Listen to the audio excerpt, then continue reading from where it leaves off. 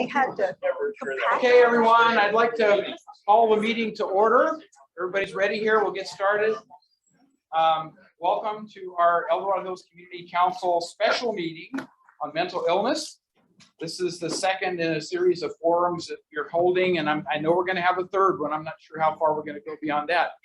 But the general information we're going to present is things that are ongoing services in El Dorado County related to mental illness, things that are planned changes or improvements, and then the things on the wish list, so to speak, that we all need to recognize are things we need to do longer term, right? So in like strategic planning, you have short term, midterm, and longer term, and there's definitely a lot of territory to cover. So we're going to present a segment of that tonight. Again, the first meeting was held November. And we have the recording of that. So if you didn't attend the first meeting and haven't had a chance to hear it, we'd encourage you to go out and look at that. We can send you the link again because there was a lot of good presentations. El Dorado County, Nicole, everyone, yeah, go on. Yeah, good. Noiken. It's a tough name for me to pronounce, but she made a presentation about the county services, so we're not going to deal with that tonight, but we'll probably wrap up maybe with the third or the fourth forum, bringing her back with some other things. So that's kind of the gist of what we're doing. I wanted to take a quick roll call for all of our leaders, and I think we've got that. Glenn Krakow is not here, right? Richard Ross is not here. We've got the absent people, which is all we need. So with that, I am going to propose a couple of changes on the agenda. My understanding is that Stephanie McGann-Jansen may not be able to join us this evening. So we don't know about that. That's item 6 on the agenda, so we'll have to see if Stephanie's able to join us. Number 7, Angie Platt, her mom took a fall, I guess, today, and so she's emergency room attendance and all that stuff, so she won't. I just told her, forget about tonight. Take care of your mom. And so we'll catch up with her at probably the third forum or one of our other monthly meetings. So I'm not expecting her at all tonight. So that gives us a little bit more latitude. And the other thing I would like to do is propose switching 8 and 9 to put Dr. Martin Entwistle ahead of Diane, because Diane's got some great charts on the NAMI presentations. It may take a little longer. And I think that's probably a good culmination from all the other meeting information you're going to hear, because she can highlight the stuff that didn't get spoken to, and she can kind of skip over the stuff that's already been spoken to. And she has a very overall positive, a lot of good information related to mental health and services. So I think we'll just move that to the last if that's possible. So anybody on the leadership team that would have any objections to those proposed changes to the agenda? Seeing none, we'll go with those changes. That was item 2. And so now we'll move to item 3, kind of introductory remarks. And I've already explained kind of the purpose of the forum, and I'm willing to answer any questions if you have on that. But I'd like to, first of all, give you some information relative to new funding and programs coming from the state, because I think this is important news. So one of which I'm going to quote from you from the Steinberg Institute, some of the information they're collecting, but I think it's very important to understand that Governor Newsom's 2022-2023 budget includes critical funding to address mental health and homelessness to a greater extent than it's been in the past. So let me give you some of those highlights. One of the key statistics they started out is estimated that nearly 1 in 6 Californians live with a mental illness. It's 1 out of 6, but only 1/3 receive treatment. So those people who are suffering from mental illness, only 1/3 of those eligible people who could make use of the treatment actually receive the treatment. These are numbers that are coming from the references that Steinberg Institute quotes, and I can give you those references later. I'll also mention that we will include a link to all these attached documents, so that if you want to go and look at the actual article that was published, you'll have access to that. You can read it, you can contact the people involved with it, et cetera. But I thought that was an important statistic to kind of start out with. And then also, just as a reminder, the governor's 2022-23 budget fiscal year begins July 1st. So none of this funding will be available before July 1st, but they've got a lot of things in the planning phase. So relative to mental health crisis response, this summer, a new 988 crisis line, similar to the 911, but a 988 crisis line will launch nationwide. If fully funded, it has the potential to transform mental health crisis response in California. So a nationwide system, but California would certainly be a participant of that. The governor's budget makes critical investments in the successful launch of 988 and development of a comprehensive and compassionate crisis continuum of care. For those of us who've worked with the homeless issue, and we know El Dorado Opportunity Knox continuum of care, the mental illness or continuums of care likewise. And Diane's presentation again will give you some of that perspective. So very important wording in my opinion. Newsom proposes $7.5 million for one-time startup costs. This is for the 988, and $6 million in ongoing funding for the 988 line, both for the Office of Emergency Services. So his funding he's designated will go to OES, Cal OES, for implementation. He also proposes $1.4 billion for mobile crisis teams. And that's huge depending upon how it gets deployed, because El Dorado County and Nicole's presentation really talked about needing to be able to do mobile work relative to going out to our hubs, the libraries in the county, and really addressing the mental health and physical health needs of the people in the more rural parts of the community. You can't expect them to come to Placerville to receive services, right? So that's part of this mobility part of it.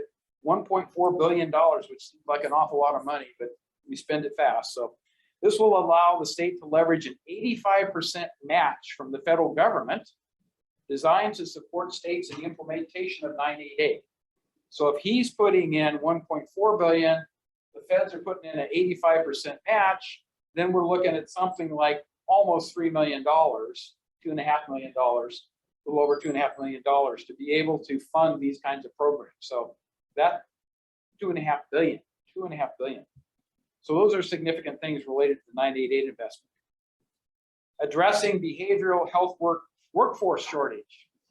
There's another thing a lot of people may not be aware of. California is facing a devastating behavioral health workforce shortage. It was a serious issue before the coronavirus pandemic, and now it is a crisis. People are leaving the behavioral health field at record rates. Left unaddressed, more Californians will suffer as a result of untreated or undertreated mental illness. A behavioral health workforce strategy group was formed to identify legislative solutions that will address this crisis. It's a key legislative priority for the governor in 2022. So we have a big demand on mental health. We have all these new programs, but we're having difficulty getting the staffing in this particular field. So that's a fact that you have to work with. Governor Newsom's budget proposes a historic reinvestment of $1.7 billion to bolster the healthcare workforce, with investments across the continuum, including $350 million for community health workers, $210 million for social workers, and $120 million for psychiatrists, psychologists, and psychiatric nurses.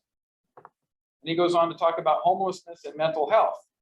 Tent encampments continue to grow under freeways. Unsheltered individuals are dying during severe weather, and public safety agencies are overwhelmed with calls for service. An estimated 55,000 of our neighbors experiencing homelessness live with an untreated serious mental illness. So 55,000 people who are homeless is their estimate across the state for untreated mental illness, serious mental illness. The trauma and stress of living outside exacerbate these conditions and create significant barriers to effective treatment. California's homelessness crisis is directly linked to our society's failure to offer these individuals adequate treatment and housing options. Governor Newsom's budget recognizes their intertwining needs by proposing to spend $1.5 billion to install and operate tiny home communities as temporary housing and offer behavioral health care treatment to the residents, as well as to people living in other temporary housing situations. Funds would be administered through the Behavioral Health Continuum Infrastructure Program created in last year's budget. An additional $500 million proposed to offer short and long-term housing to people living in encampments. So the good news is the governor is putting into the budget a lot of plans to implement things, and there's never enough money, no matter how much money it sounds like. So I'm sure the counties and the cities will have to look at how we are able to support these things. And the one thing that some of this always lacks is funding to the counties to administer. So we're going to have to deal with that one. But at least from the standpoint of what's on the horizon, it looks like there's more money, there's more support, and there's more recognition of the need for healthcare workforce and dealing with the behavioral health, mental health issues that the state's had to deal with for years. So that's one part of the presentation. Then just the first of this month, there was a new one that came in, the governor's care court proposal. I'm not sure how many of you have heard about that, but it's kind of interesting. It deals with community assistance, recovery, and empowerment. That's what CARE stands for. Community assistance, recovery, and empowerment. And the care courts include a new tool or pathway to refer a person with a psychiatric condition to civil court. So they're now putting in a process that kind of goes beyond the 5150 or whatever. You can have a person refer to a civil court psychiatric treatment. Participants can be referred by family members, clinicians, first responders, behavioral health workers, public guardians, and crisis response teams. Participants would be paired with a court-employed supporter. Participants and supporters must use shared decision-making model to develop voluntary treatment plan. The treatment plan can include stabilizing medication, housing, and access to behavioral health and social services. County behavioral health, public defenders, public guardians, and conservators, as well as other county services are envisioned as key providers for the treatment plan. The governor believes that counties can accommodate these duties as part of our existing roles and service responsibilities. That's where the counties take exception to the governor's position on it. A lot of good things can happen. Please. Pardon? Could you repeat that? Right. It says the governor believes that counties can accommodate these new duties as part of the existing roles and service responsibilities of counties, and we absolutely can. So that message has got to be conveyed. And I'm actually reading this as a summary that came from California State Association of Counties, CSAC, which is the organization that all 58 counties participate in, belong to. So that's our legislative lobbying group, if you will. So they've been working very closely with the governor's office once this care court thing came out to try to work out the details, but that's the one I have most concern about, is the counties don't have the resources to provide it within the current framework that we have. So if a provider of services fails to comply with the treatment plan, that provider, including counties, could be sanctioned by the court. So now we're getting into the punitive part, which I don't like any part of, but it's there. Participation would last up to 12 months. With a single 12-month renewal, after which a person could be referred for conservatorship, full service partnerships, FSPs, or involuntary commitment. So there can be an involuntary commitment part of this if after 12 months, the results don't come out as desired, I guess. The statistic that was kind of disappointing here says, while the governor estimates about 7,000 to 12,000 Californians would be eligible for the care court, this new tool would only serve about 6% of the state's current homeless population. So he's dealing with homeless with respect to the care court, but it only deals with 6%. So it's a good move. It probably really starts the process. But again, it's only 6% that would be dealt with based upon their estimates. So a lot of things happening, changing at the state level. The county's role is to try to keep up with all of this and figure out what we need in staffing and where the resources are going to come from. And if we're going to get direction to change current sources of funding to redirect them to something else, we got to know what those are. So my guess is it's going to be a very busy, probably 18 months through the end of this year and through 2022, 2023 to understand what all these changes really mean and how the county can implement the services, distribute the services, provide the services that are necessary. So I'll just give you that as a backdrop in terms of funding and changing dynamics, and more to come later. So Question? yes. Is it appropriate to ask a question? Sure. Yeah. Well, I've just got the question. Go ahead. Yeah. What are the criteria for entry into the new program? I don't have all the details yet, but when we get them, we'll distribute them to people. So this is something that's been talked about at the state legislature for some period of time. I guess the governor's been talking to various legislators, probably not the whole legislature. It was a surprise to CSAC to hear about the CARES court. So we're still trying to get our arms around it. So more to come, but we will put that out via email. And one thing I should emphasize, did we get a sign up list in the back? So we get email addresses for people? No. Well, we need to get, okay, great. Diane's got one she's provided, so that's great. Because we want to make sure that for people who would like to receive follow-on information, that we have your email address. That's going to be the best way for us to communicate with this.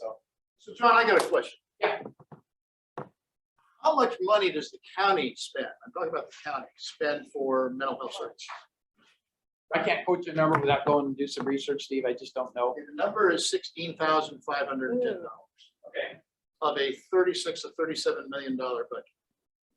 Do you think that's enough money? Do you think that's an adequate contribution from the county? And we would need Nicole here or something. It sounds okay to me, but I'm not. $16,000 is all No, it no, is. no. I'm saying the 3 million, right? So let me turn it around. How much money do you think we need? Since you're a clinician, right? You've been in the field. What do we It's in the need? terms of millions of dollars. And another thing is we talk about this funding that we're going to get from these. The question I'm asking is, how do we know the county is going to spend it? Because How do we know basically, the I county's know that going to year get it? after year, John, Mental Health Services Act, okay, that was something years ago, was to go to counties. And they leave some $7 million a year unspent. So I have a hard time at the county saying, oh, we don't have the resources, we don't have money, yet they leave money on the table that goes unspent. Another thing I know is that if some of this money is in the form of grants, I've had experience talking to I don't know people. that it is, but Well, but if it's a grant, the counties will say, well, okay, so we got the grant, and then what happens when the grant runs out is who's gonna continue providing the money? And if the answer is no, then they won't apply for the grant because they don't want to be on the hook for the remaining, for the ongoing. so what I will commit to you is we'll get Nicole back for the third forum, if it makes sense. And we can hopefully answer those. So a lot of this stuff is brand new. I know I'm putting you in a difficult spot. I realize that. I apologize. But the resource issue, there's two ways: getting resources from the state and feds, and another is the willingness of the county to make the effort to spend the money properly. Agreed. Yeah. So we've been on the Behavioral Health Commission, at least I was before, and you've been there. So we know the arguments and stuff, and we will get Nicole back because a lot of this is new. And I would like to have her respond to some of these things. She's doing the planning right now with our Director of Health and Human Services. So we should have a better answer when we get to that point. So good questions. Thank you, Jeff. Let me take Pat. She had her hand up first, and then we'll come to you. Yes. I just wanted to add a comment. Yes. I was on the grand jury 20 years ago. The CAO at that time and Joe Harn were so proud that they were not spending $1 of general funds on mental health services. And they were very intent and determined that the only money that the county would spend was money that was obtained through grants from the state or the federal government. And I don't know if that attitude has persisted, but when I hear you make those comments about the county doesn't have the money, it seems that 20 years is just, the prelude to the same thing over and over again. I can confirm because I've been on the commission, that the county still maintains that same attitude. Well, I think it's a mistake. The CAO is gone, so we have a new CAO. And I know. the CAO is much more open-minded to what you're relating. And I just wanted to But I make can't that speak for comment Joe. because I think it is important Yeah. that the county put some dollars behind their commitment and not just simply say, well, we have no state money. So that's my comment. Well, I don't think we're saying we have no state money. What I'm saying is new requirements generally have to come with new funding. These are new requirements for the county. And MHSA funding is somewhat limited in terms of what you can spend it on. So if we're talking about the MHSA pool, some of that may be usable for the stuff the governor's proposing here. Some of it may not. I don't know until we get to details. Her point is that the county will not take some of the money when it has the opportunity because it obligates them to continue it beyond the term of the grant. I'm one board member, and I know I wouldn't vote that way, but I can't speak for the other board members. So I do. The vacancy rate among clinicians right now is a little over 43% vacancy rate. Yeah. I think personally that if Sheriff D'Agostini, for example, went to the board and said, I got a 43% vacancy rate among my deputies, I think people would respond instantaneously. But you have a 43% vacancy rate among mental health clinicians. And whenever you bring that up, people just, they say, well, that's everywhere. They say, well, that's the problem. There's nothing we can do. Yeah. Well, the county numbers, I've not heard anything getting close to that. It's more like it's at the county, El Dorado County. What I'm hearing is vacancy rate is more like 30%. Vacancy rate, the last meeting, the last report, it was 43% amongst clinicians. Now, don't confuse the overall vacancy rate of the department That's what I'm looking at. Okay. I'm You're talking talking about clinicians. the vacancy rate of clinicians because it's clinicians that provide the services. Right. So that, you know, it's amongst clinicians. Well, and that, you know, the governor's plan says that's one of the things he's gonna focus on is the clinicians part of it. So again, we're gonna have to get a lot more details. All good comments, good questions.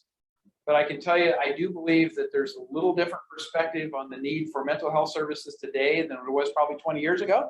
I could be wrong, but I think there is, because we've all seen it as a result of COVID. And we're seeing teenagers suicides, we're seeing law enforcement suicides.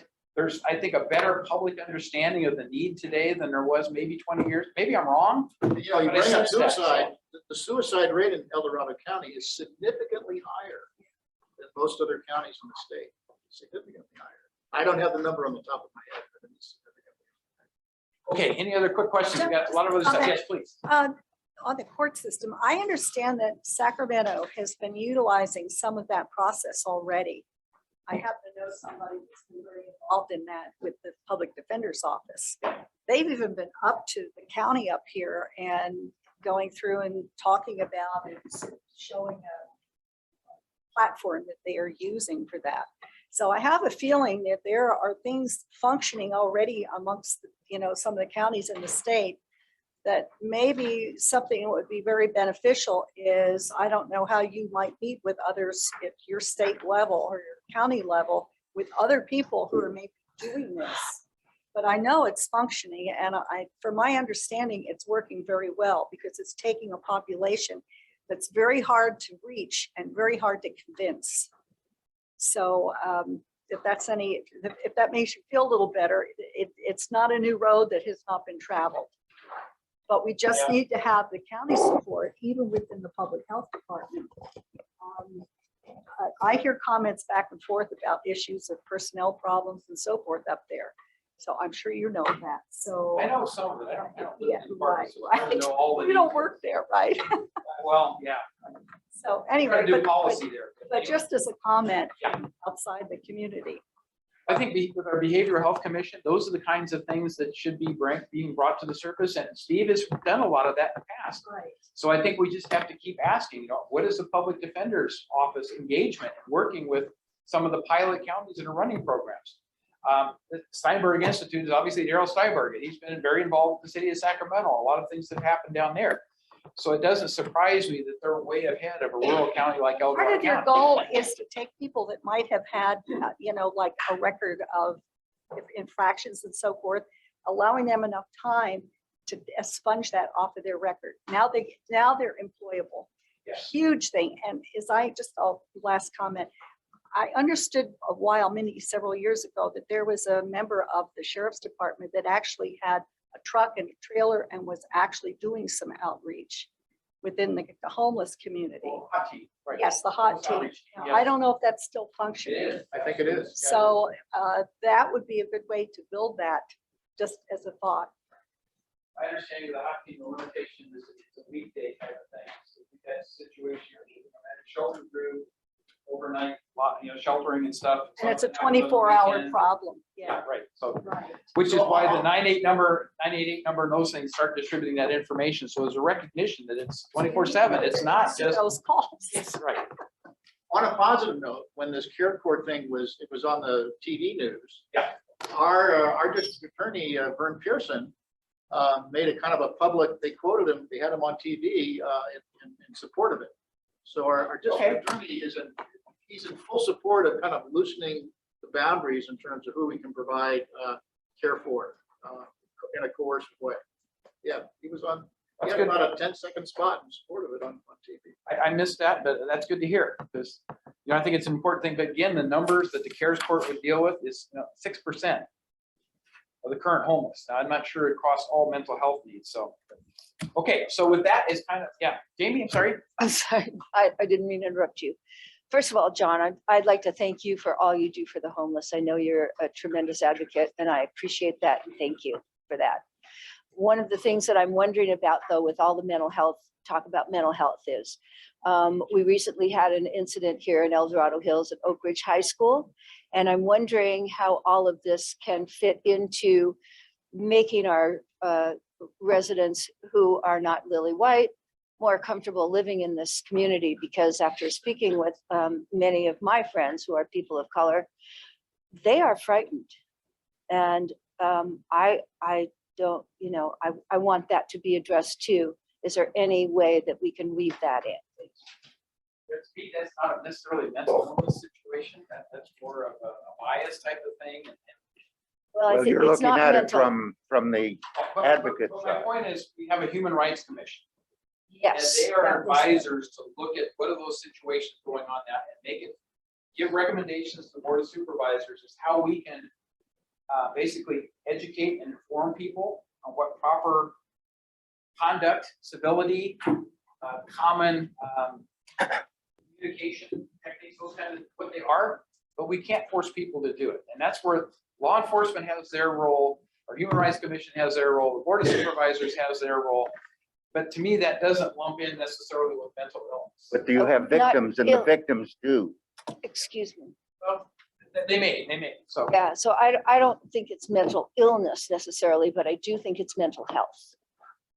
Okay. So, and I do think that it is an issue that needs to be addressed countywide, but I'm aware of it in El Dorado Hills. It's a problem. So we're still tracking what's going on at Oak Ridge High School. We have a principal that's been very active in that. I know him very well, and if I get a chance to talk to him off record and just kind of find out without meddling and stuff what the details are, what is their plan to try to inform and educate? I know there's been some stuff in the newspapers, but that's a big challenge when you talk about a high school that's got, it's over 1,600. 2,300 students. To think that there aren't going to be a few outliers out there that are just Right. out of touch with what everybody else is doing. Yeah, well, the thing that impressed me was that after that incident occurred, there was nobody that spoke up. There was nobody in the stands that spoke up. The administration, to my understanding, and I could be wrong about this, but my understanding is that the administration wasn't prepared to do anything on their own and had to be nudged. I don't know that. It's obviously. I saw statements come out from the principal and other people very quickly apologizing.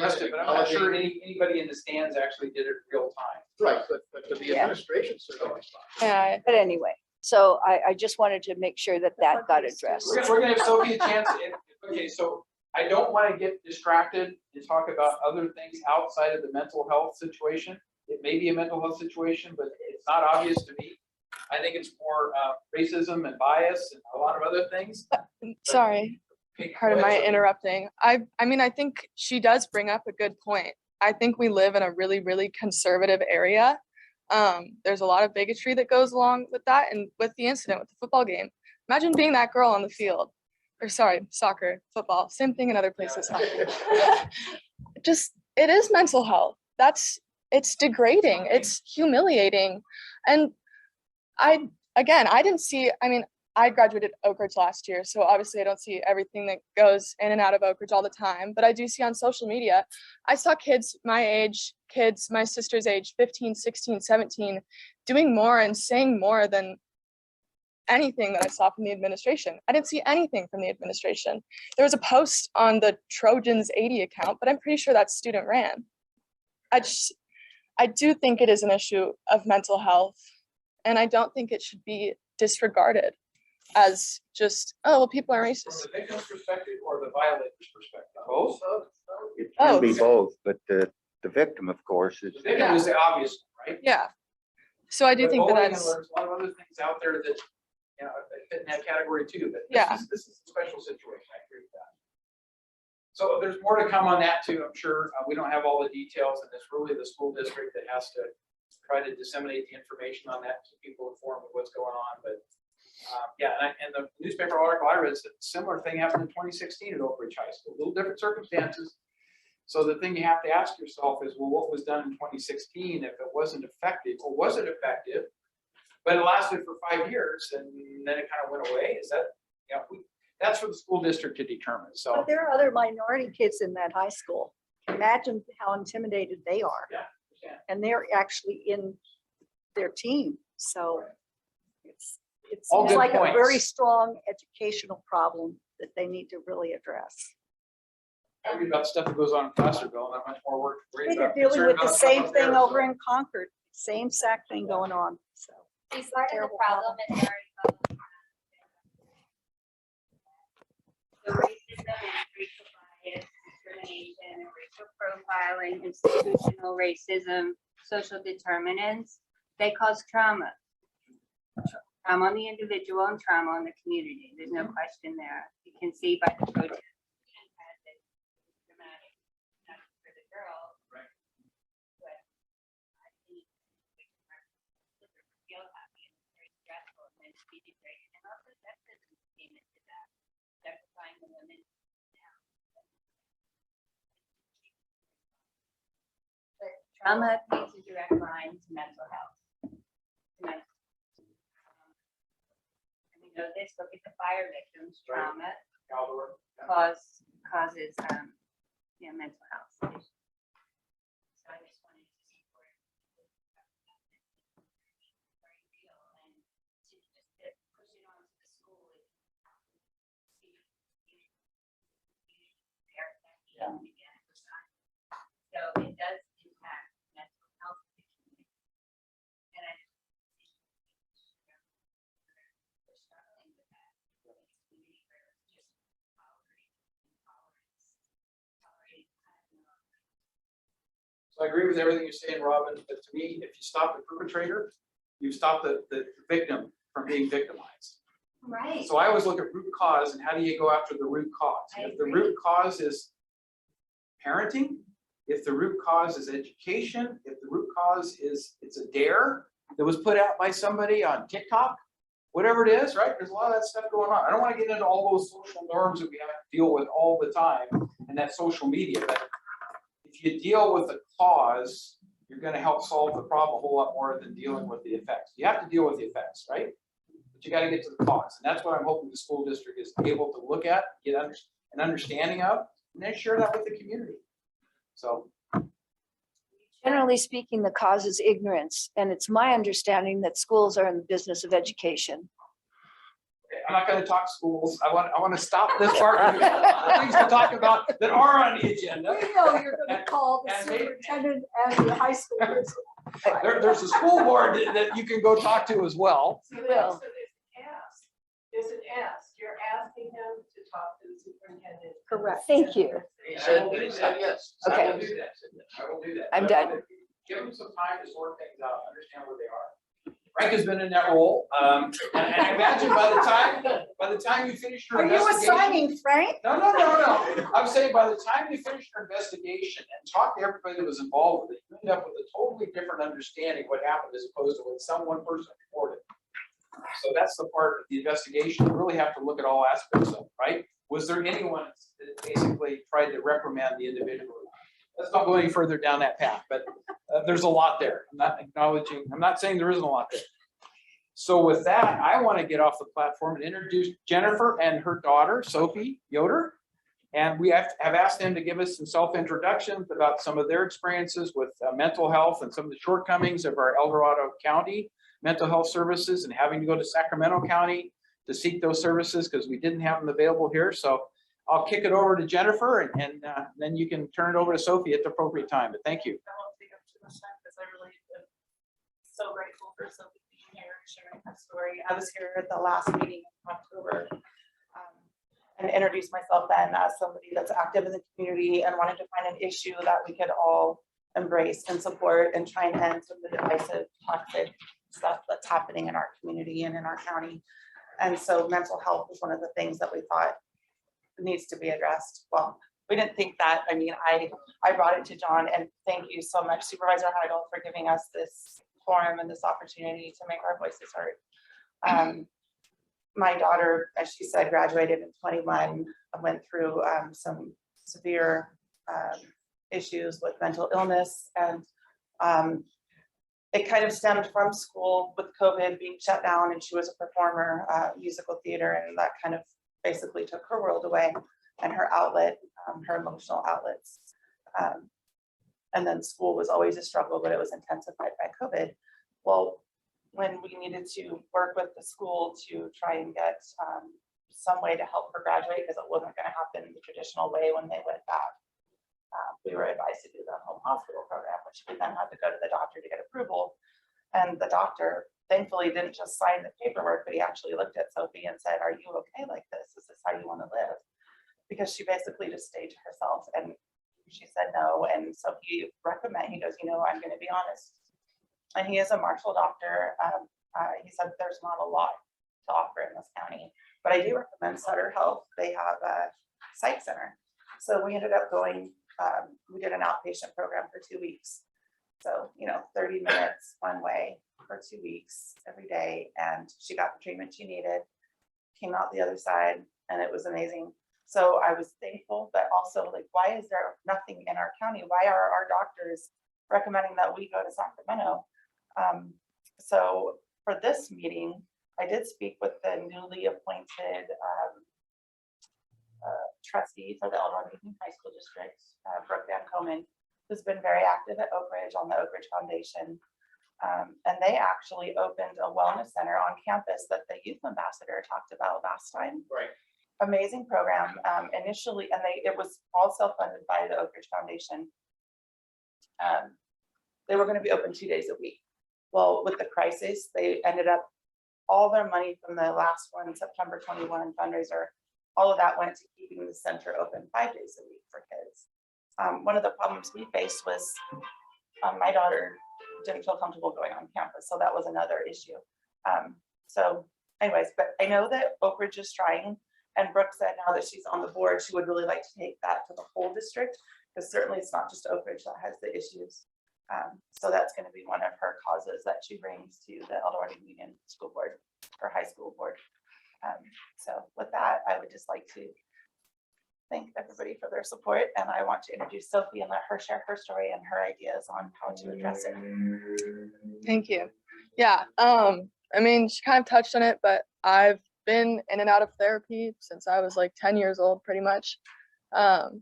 I struggle with really serious, severe depressive episodes and panic attacks, and you name it, I got it. You know what I mean? So it's definitely not very fun growing up, but I don't really want to sit here and talk about me, because I was fortunate enough that I have parents who were able to drive me 30 minutes to Sacramento every morning to get help. But so many kids my age don't have that. They don't have that luxury. That is a luxury, to be able to get help and have parents who are able to support me and get me there. And I just can't sit up here and be like, yeah, my life was so hard and And it's like, it was. I'm not gonna sit here and like sugarcoat it. It was rough, but there's so many kids who have it harder than me and who don't have the money or the access to getting help that I've had. Because it's just, I don't know, it just feels selfish to sit up here and be like, this is what happened to me and it was so sad. I want to touch specifically on LGBTQ youth in our county. Growing up and dealing with the struggles of adolescence on top of, sorry, I'm getting a little emotional. Dealing with the struggles of growing up and dealing with adolescence on top of coming to terms with your sexuality. And I understand this is a very, very conservative place, but I feel like those kids have nothing right now. And being LGBTQ myself, it was isolating. It's so lonely. And the homophobia at school, like I've had kids call me slurs. I've heard all of it. It's so lonely and it's so hard. And there is nothing for those kids right now. Specifically for those kids, which it's just hard. So many of my friends are queer as well, and there's no space for them here. I go into like places like San Francisco, even just in Sacramento, and there's pride flags everywhere, and people that I just feel celebrated for once. And I feel like it's so lonely and isolating to have to grow up and be coming to terms with who you are and have nothing there to help guide you. I know Oak Ridge does have the Queer Alliance at school, which is something that I never went to because I was just a little nervous about it, because, it's like I know who I am, but do I need everyone to know who I am is like another question. So I do think that is a good place for kids, but again, it's just, I know she touched on it with like the mental health facilities at school as well. Sometimes things at school, being around your peers, it's like, I don't want everyone to see me go in there. Like then they're gonna think I'm whatever. You know what I mean? So this is completely conceptual, just something I thought of. Do not have a plan for at all. But I've noticed in my journey to recovery and basically picking up the pieces of myself and putting myself back together and being a functioning human, some of the best conversations, most helpful conversations about mental health that I've had have been with my peers and with people my own age. I've seen a ton of therapists. I've talked to a ton of doctors, and it's like, I just feel like I'm being studied. You know what I mean? But when I talk to people my own age who are going through similar experiences, I feel like I can actually open up and I feel like I can finally connect with someone. So I feel like creating some sort of youth-led program, like having people like 18-year-olds, people my age who are volunteering to help talk to these kids and coach them through, because I'm just on the other side of it. So I know what it's like because I was just there. Like I have a friend who's a junior in high school right now, and she's not doing great. Like that's the only way to say it. And it's so hard for me because I'm like, that was me like 2 years ago. Like I was there and I've made it to the other side, and I'm at a place where I can help, and I want to so bad. Like I just want to help. I feel like I've gotten my help and I'm really lucky to have received it. And now I want to be able to give back. And finding a place to start that is hard, but I guess I'm doing it right now just by putting that idea out there. But yeah, I do. And I liked that you touched on racism as well. I just think, I mean, plain and simple truth is we live in a very conservative area. It's just isolating to be a person of color. I mean, I can't speak from experience, obviously. To be a person of color or to be a queer youth in this area is extremely isolating. It's lonely. There's no resources for those kids, and I want them to have them. Very well said. Thank you.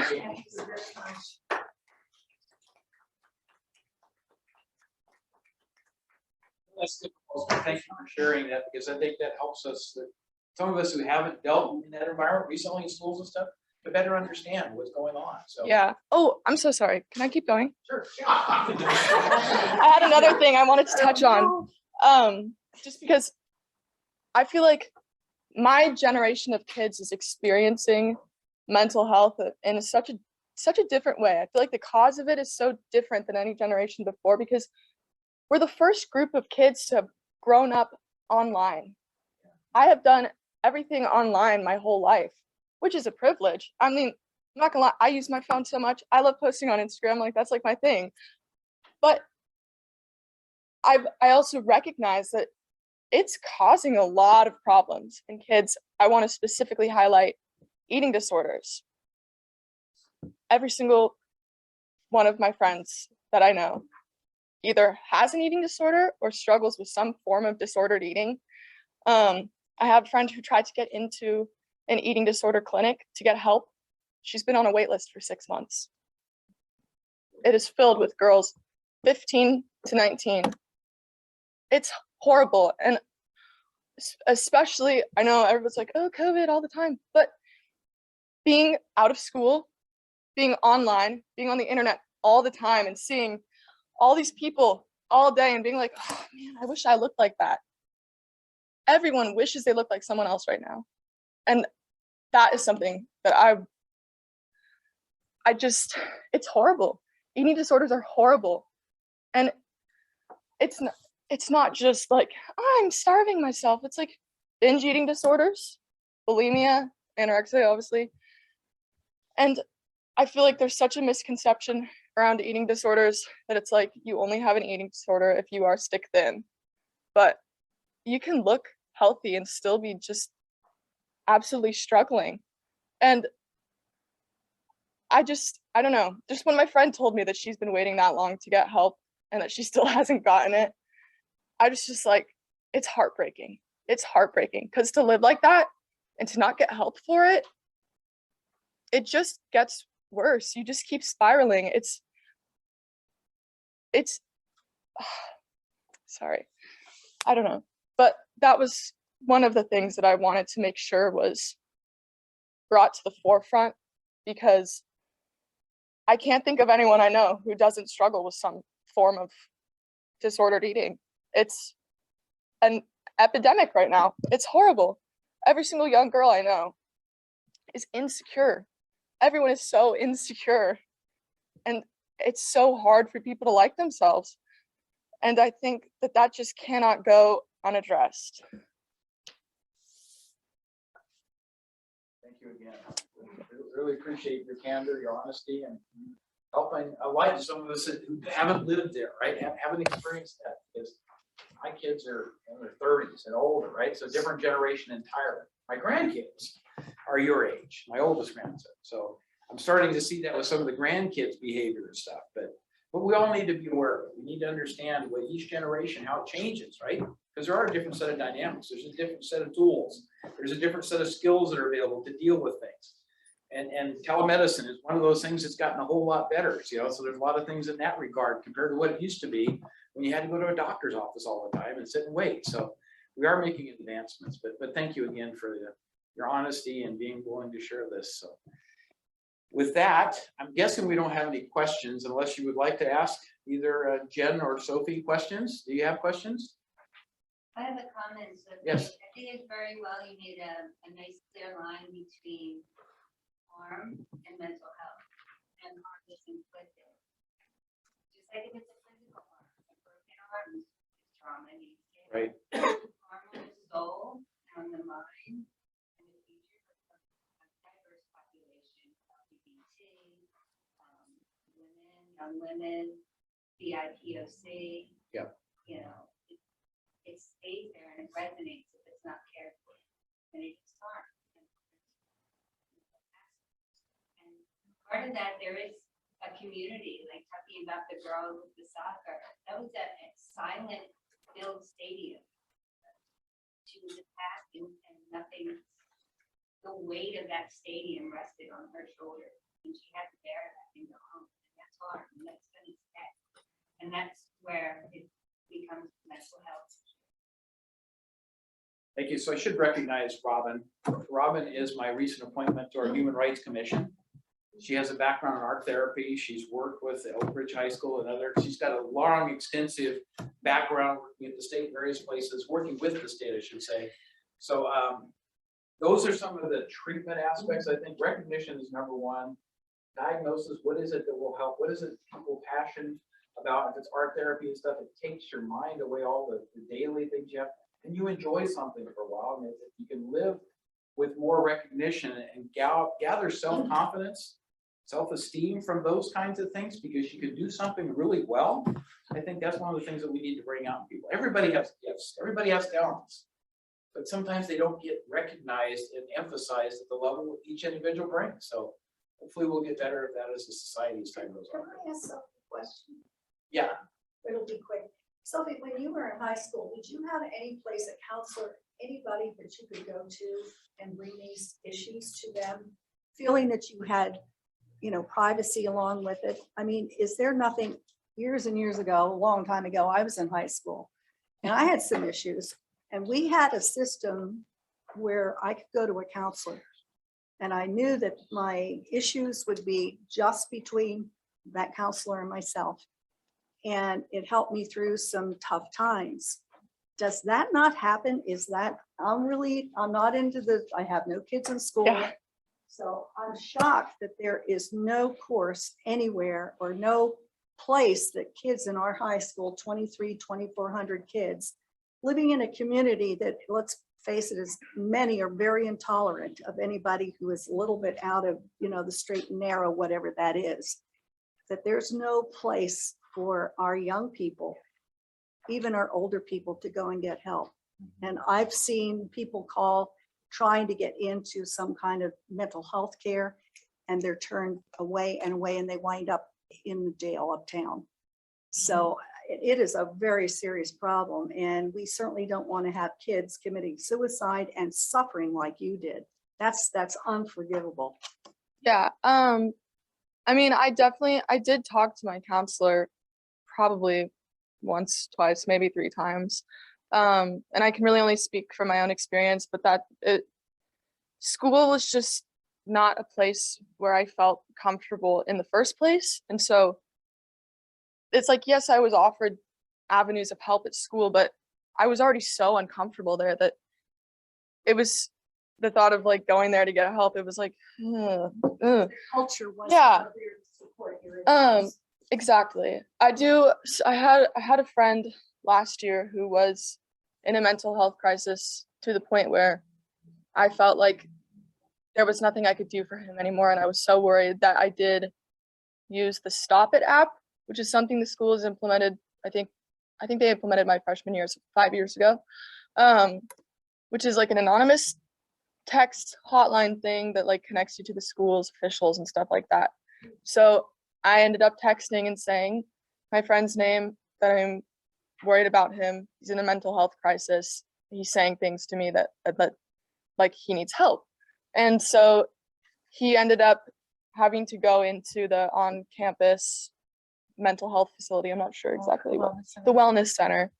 And he was mad at me. He was really, really mad at me. He hated it. He didn't talk to me for like over a year, but he's one of my best friends now.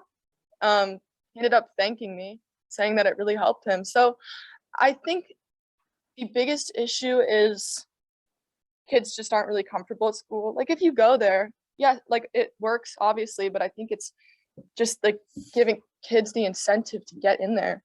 And it's just like, it's hard for kids to want help, because I feel like, especially with depression, you can get really complacent and comfortable and being sad all the time because that's all you know. And so the act of like having to go and get help is really difficult for a lot of kids. And I know that school is a big stressor, a big problem for a lot of kids. And I just feel like having mental health access at school is a good idea, but I don't think it should be the only place. But if you had an online, like a telemedicine kind of online thing that was supported, that kids were encouraged to be familiar with, Yeah, would that be a source that you feel comfortable? It doesn't go anywhere except to you. Yeah. wherever that is. I actually, I did think about that, and I thought that would be a really good idea because, like sometimes I'll just like type things, I journal a lot, but if I don't have my journal, I'll just like type things out in my notes app or something. Just getting the thoughts out. So I do think that would be a good idea, because then you're getting the thoughts out, but then you're still having that response and getting that support back. So yeah, I think that's a great idea. We had a comment or question back here too, please. Hi, I'm Michelle. I just wanted to say the common thing that I'm hearing regarding mental health, and my husband is a practitioner. I have a background in psychology as well, and family. But the common thing that Sophie brought up, Robin brought up, other people brought up when you're talking about mental illness and mental health is that you can't segment and say that one particular aspect like race discrimination does not impact. When you talk about that is a health component. So by trying to clean things off and have individual silos, I think we're missing the broader picture. As a person of color that has been in this community for 25 years, I know I've experienced things that impact that it's had on me, even though living here is not really belonging, not really being seen. And how does that affect my mental illness, especially when you read things online, like the bullying issue. And it cannot be carved out and not look at the overall impact of one not having a place in the community side and not being seen. So where Sophie was saying that she didn't feel safe at school, that is something that I think you can expand upon is saying all these things and always creating a safe environment in our community. And it is not just individual courses or things like that. It is really an adjustment, an awareness, and an attitude change of how we going to embrace diversity, whatever it is, in our community and health. Thank you, Michelle. She does comment too. Yes, sir. Well, we've been talking, a couple of words get thrown around, mental health and behavioral health. And those are not identical things. And that needs to be real clear, I think, because behavioral health problems are widespread and they don't require one to be ill in order to get the treatment. If we use that term more often than mental illness, I think we would begin to capture the cultural nature of the things that we suffer from. And the fact, as I think you are talking about, that the culture, in fact, instills a lot of the kind of stresses on us that result in then our not being healthy, are having difficulties that we can't solve for ourselves.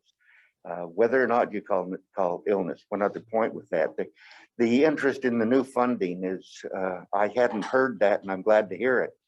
Because if I'm reading it correctly, it's providing treatment, or an avenue for treatment that doesn't require one to go through an assessment process as to their danger. The current statutes require that one is assessed as to their danger. And there are many of us, most of us who suffer from behavioral health problems do so, but not at that level that we are dangerous. So it's providing an opportunity, I hope, for a different kind of treatment to be employed that is more widespread, that is more in the trenches, and is not just centered on an individual. I really liked what you said about like the whole like having to be assessed in order to like have access to treatment, because I've experienced that. When I went down to Sutter to do my outpatient thing, I got a referral for it, but like then I had to still go like basically interview for it.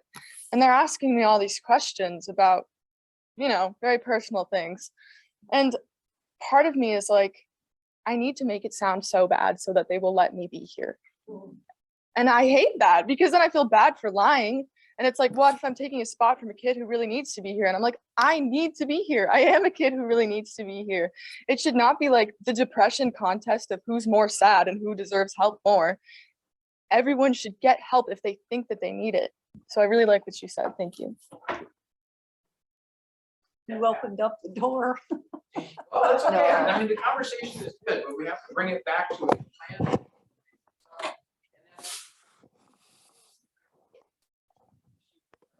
Federal government, state governments, county governments, local governments, it's everybody in the community. So that's the part that I think we're trying to do is educate and inform to start out with. How big is the problem?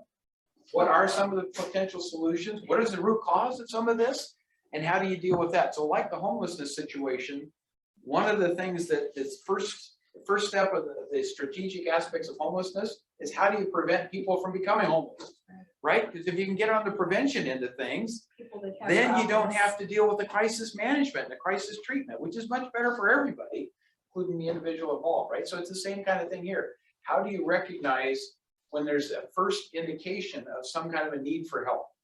I'm not going to call it mental or behavioral, but a need for help, any kind of need for help.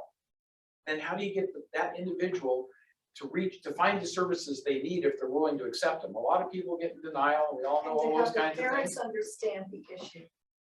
Well, a lot of times, That's you know, another kids are battle. reluctant to talk to the parents because of the parents, you know, that relationship. But so now those are all good comments. And I'm going to go to Jen. Well, I'm going to go to Pat, and then we're going to go to Jen, and then I want to get to Dr. Elder because he's got some comments there, I'm sure too. And we got other things to talk about, right? He's the fixer. He's the fixer, yeah. Yeah, Pat. I'm not sure if you're familiar with the term dual diagnosis, but dual diagnosis is a terrible dilemma for most patients. And if they have an addiction to alcohol or narcotics or a behavioral health problem, but they also have a confirmed and diagnosed mental illness. They have a terrible time finding any kind of treatment because those who will accept a mental illness for treatment will not accept that patient if they have a dual diagnosis with alcoholism or narcotics addiction. And I don't know how you address that.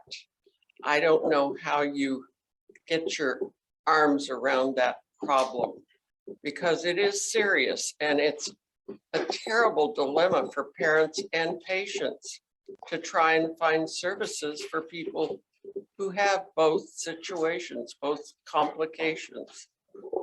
And I think the care court is a wonderful idea if there is some kind of enforcement of compliance with the care court's requirements. But, you know, with Laura's law, there is a required compliance. If the patient does not wish to comply, they are required to comply. But I don't know if the care court is in that same category. And there's conservatorships, there's a whole lot of things. Diane's got some presentations. When we get to that, we'll get into some of that breadth of services that are available. But yeah, the dual diagnosis type of thing is I don't know how you address that, but maybe other people have ideas. Well, it's just an issue that is, Experience to share about my son and how I have.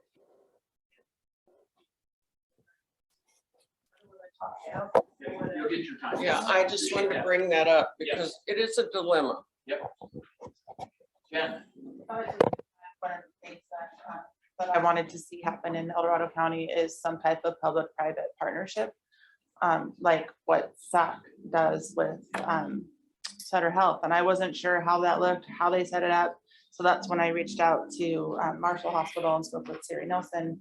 And she was gracious enough to want to get involved and loved the idea. And Dr. Martin Entwistle is here from Yes. Marshall.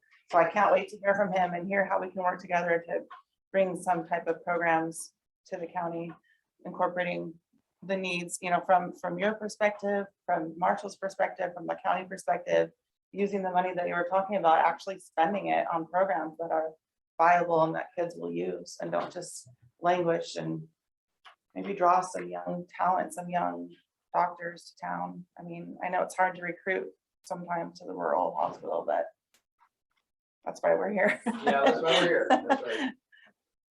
All right, very good. So I'd like to segue into introducing Dr. Josh Elder. He's an ER doctor with UC Davis. He has many other hats he wears, including military service and a lot of other things that are involved with the community. So Josh, and now you've been part of this group since the first forum and stuff, but I want to kind of get your thoughts on some of the things you heard with telemedicine and those kinds of things, and then share whatever else you'd like to. So thanks, John. First, I want to thank John for helping collect this energy in the community. I want to thank Sophie for sharing her voice, because it's voices like hers that hopefully inspire many of us to do the work we do as doctors, fathers, mothers, citizens. I want to thank my son for sitting here so patiently. Yes. And he was so convinced to come here because he just wanted to sit in a firehouse. Oh. And to look at the world through my son's eyes. I had a father who got deployed in 2020 to a combat zone, and to see the world he's gone through in kindergarten and first grade in COVID, this is a big deal, and coming out into a community. And so each of you is having an impact on him, and we're all having an impact on each other. And I'd say if I see any hope here, any hope at all, it's that we're starting to open our voice again. I think if we look back at kind of where we were 2 years ago to where we are today, I see something has shifted. I see it in patients I see it in how my kids talk, I see it with teachers I interact with, I see it with friends. There has been a shift. And what I want to talk to you about today is, I'm talking as Josh today. I'm talking as a man that has many hats, and many hats I care deeply about.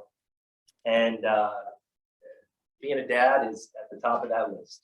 And being able to create a better community for him and the people that follow us is the work of the day. And if it's not, we should all go home. And what I would say is, what I have seen as a soldier and as a doctor and as a dad is social cohesion. It's everything. We are blind if we don't see the people of Ukraine stepping up to fight for the will of what they have, what they could lose. And I know each and every person in this room is an American, and I know each and every person in this room would pick up arms with me if Russia came into town. Hear, hear. You don't mess with our community. But the only way we can fix this is if we come together. On deployment, there were people from all different walks of life, all different backgrounds, all different races, sexualities. It didn't matter. All that mattered was, can we do the job? Can we come together as a people? And can we accomplish the mission? And if I had to say one mission in America today, it's social cohesion. It's figuring out how to come back together. You think Republican and Democrat is a big deal? Wake up, America. This is the big deal. There's 3,000 odd counties in this country. We are at one of those important counties. And if we don't step up as a people, to come together as a people, divided, we will fall. I guarantee you. There are some big fish out there that want nothing more than us divided and us not figuring out how to solve these common problems together. So each of us doesn't need to be a soldier. We don't all need to be dads or moms or mental health professionals, but we can actually step forward and share our voice. We can be a high school student sharing her voice about what her experience was. We can be a mother, we can be a supervisor, we can be anyone in our community. This citizenry work is all that matters.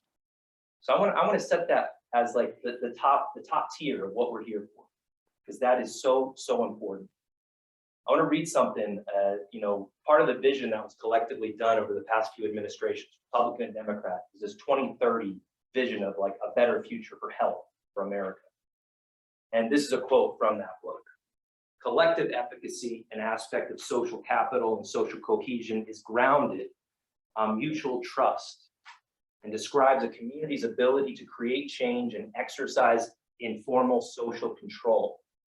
Collective efficacy is associated with better self-rated health, lower rates of neighborhood violence, and better access to health-enhancing resources like medical care. I hope that resonates with people in this room. I really do. Over the past 5 years, I've lived here, we moved here, and we have grown a great life here. We love it in so many ways. And, my kids are settled in our schools, and it's been a great community for us. And I remember back to when I first got here, I sat down with coffee with John, and here's this kid showing up saying, hey, how can I help? And John's like, I don't know, but join this committee or do this, and so began to work. We've all been isolated in different ways. When I came back from deployment, I was isolated, not having a community to really come back to. And that was hard. I had a family though, I had my work as an ER doctor, and that kept me moving forward. That got me back on kind of into a place where I was back to myself. I want to share something a mental health professional shared with a group of soldiers coming home that time. And he said, there's a lot of talk about post-traumatic stress disorder. Not a lot of people talk about post-traumatic stress growth. That when there are crises in the community, when there is bullying, when there is racism, when there are these things, if we speak out and we speak up, that can also cause change in the opposite direction. When you meet with peers and when you meet with groups of people that have common bonds, that can start to shift things in a different direction.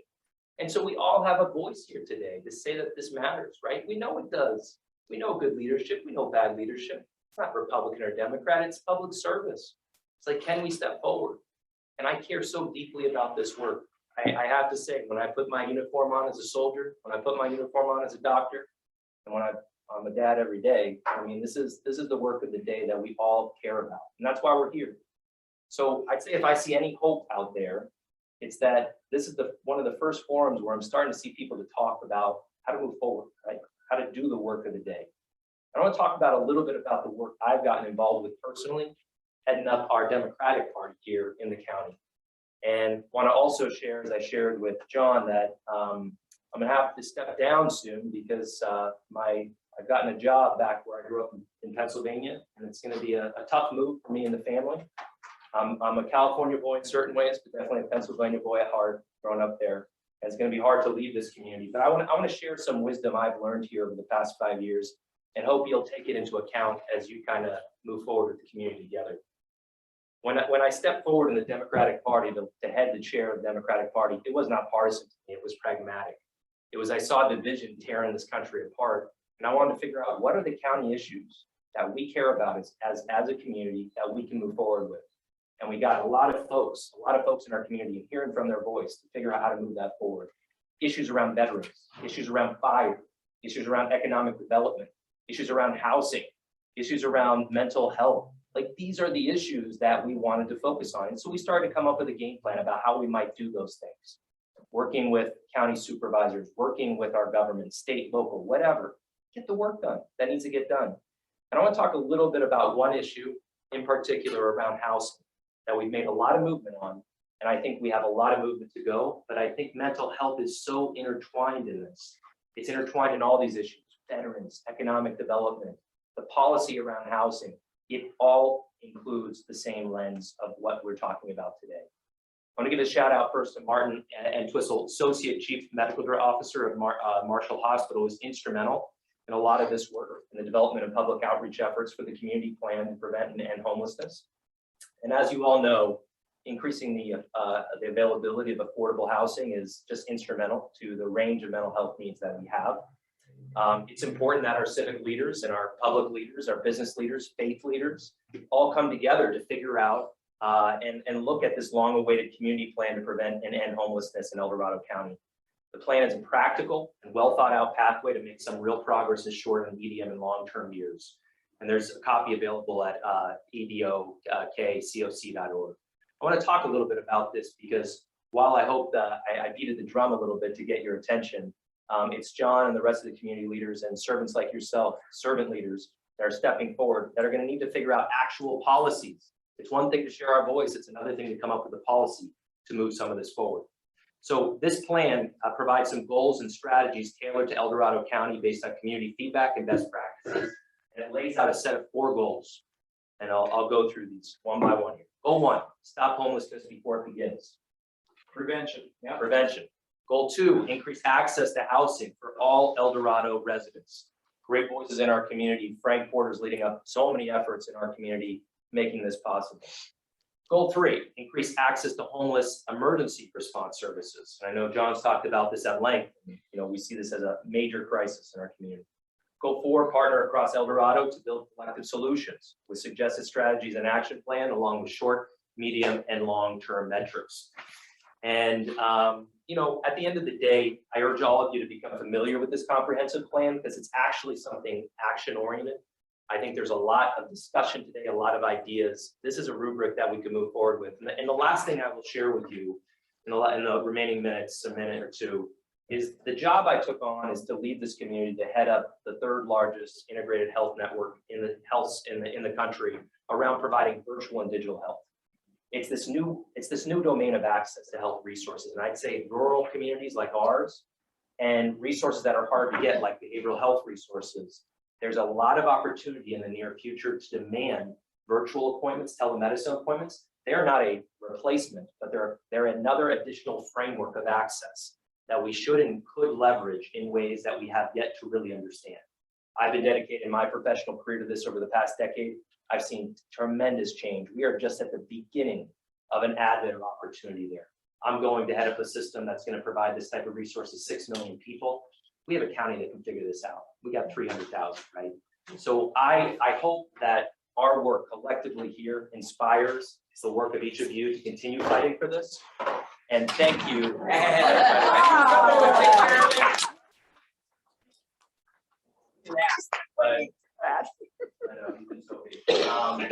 I care so deeply about this community.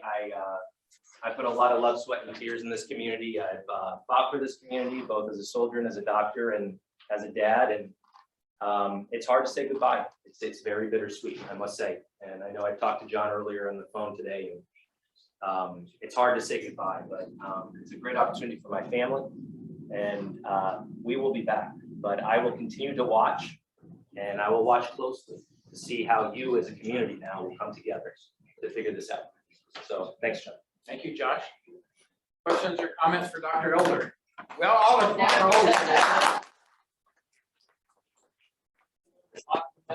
So questions? Yeah, Tim. Josh, I talked to the county chief, if your son would like to come back and climb on a fire. There you go. He can do that right now, there's no calls going on right now. Wow, love that. fantastic. I would love. I think Josh might like that too.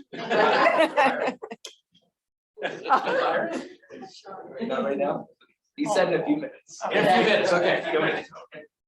I'll just mention, that's another place we're trying to recruit is first responders. We need more firefighters and police officers, sheriffs, deputies, everything. So, yeah, absolutely good. So, very good. I think that's probably a tribute to Josh and all the things he's done. He's told me, I think it's the end of April, that he'll be leaving. So we have a limited amount of time to continue to work with him and stuff. But I just want to thank you for all of the great dedication and time you put in. He was our first Healthy Communities representative for our community council, served in that role very well. We were going through things like opioid crisis and what do we do with opioids, and you know, that's another big thing, right? Drug addictions, which is related to all of this, but opioids in particular got out of control from the standpoint of pharmaceutical companies were overproducing and overselling, and people got addicted real quick who wouldn't necessarily have been addicted if they'd been given the proper prescriptions and not had that urge to, hey, that feels pretty good, I just want some more, right?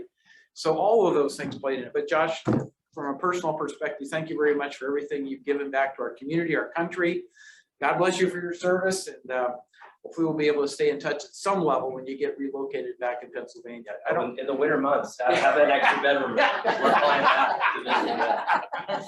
Yeah, watch out for the fuel bills back there. They're bad here, they're probably worse back there, so. All right, they got plenty of coal. That's true too, so.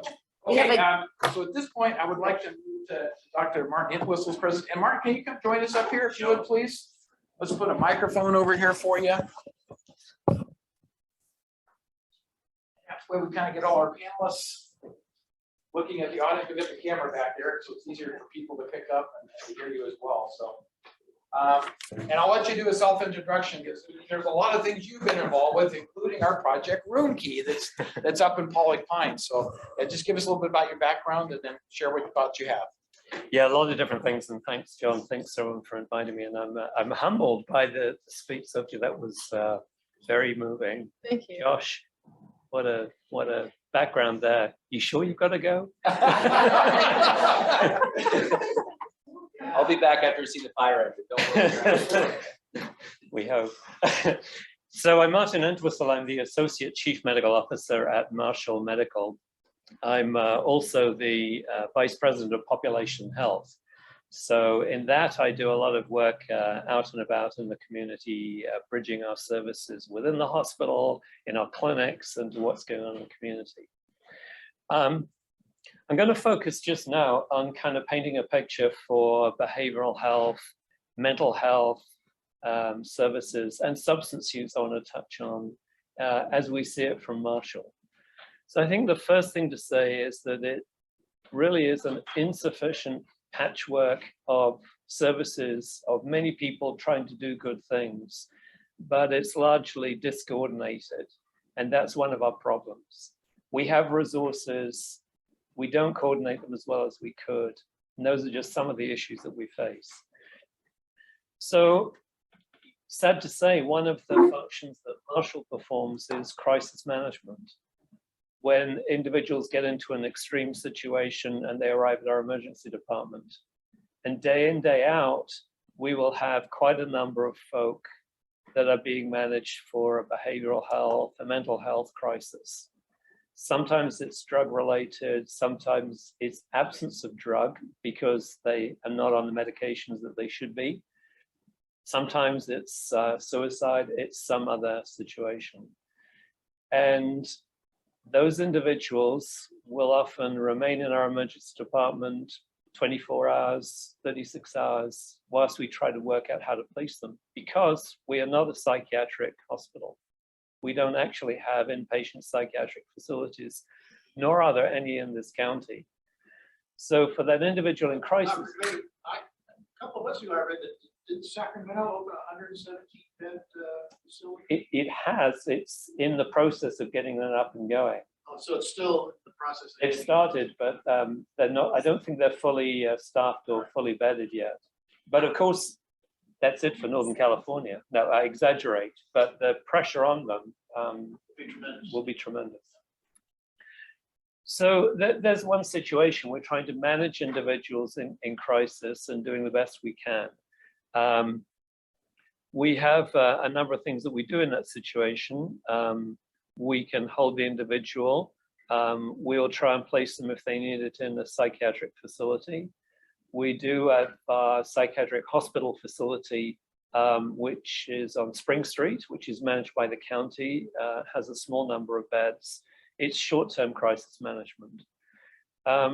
We have done a few innovative things. We have a telepsychiatry service that we can use to get expert help from an expert psychiatrist in that hospital setting, but it's all crisis management. In our outpatient setting, we have 2 psychiatrists, and I think Sophie mentioned probably interacting with one of them, 2 psychiatrists for our 65,000 patients that we manage out of the total county population on the western slope. It's about 165,000. You can imagine what access is like. One other challenge is, and you'll be very well aware of this, is we have no therapists within our team. So a lot of the management day-to-day of people with behavioral health issues is support, counseling, therapist access, and we don't have those. So our psychiatrists spend a lot of their time trying to provide that service. That is an issue because they're not available to spend their expert time on the more detailed psychiatric management because they're doing counseling. We try to work closely with other partners who do have counseling services, providers in the community. Our partners may be at the community health center or the tribal wellness center, but it's challenging. There's an identifiable challenge with access to a service that clearly is required. I would like to talk about some of the things that we are doing, and John has mentioned. On the back of COVID, and in the face of a crisis with homelessness driven by that, or we anticipated a crisis, we formed a program for outreach into challenged, vulnerable populations. Initially, it was the homeless population.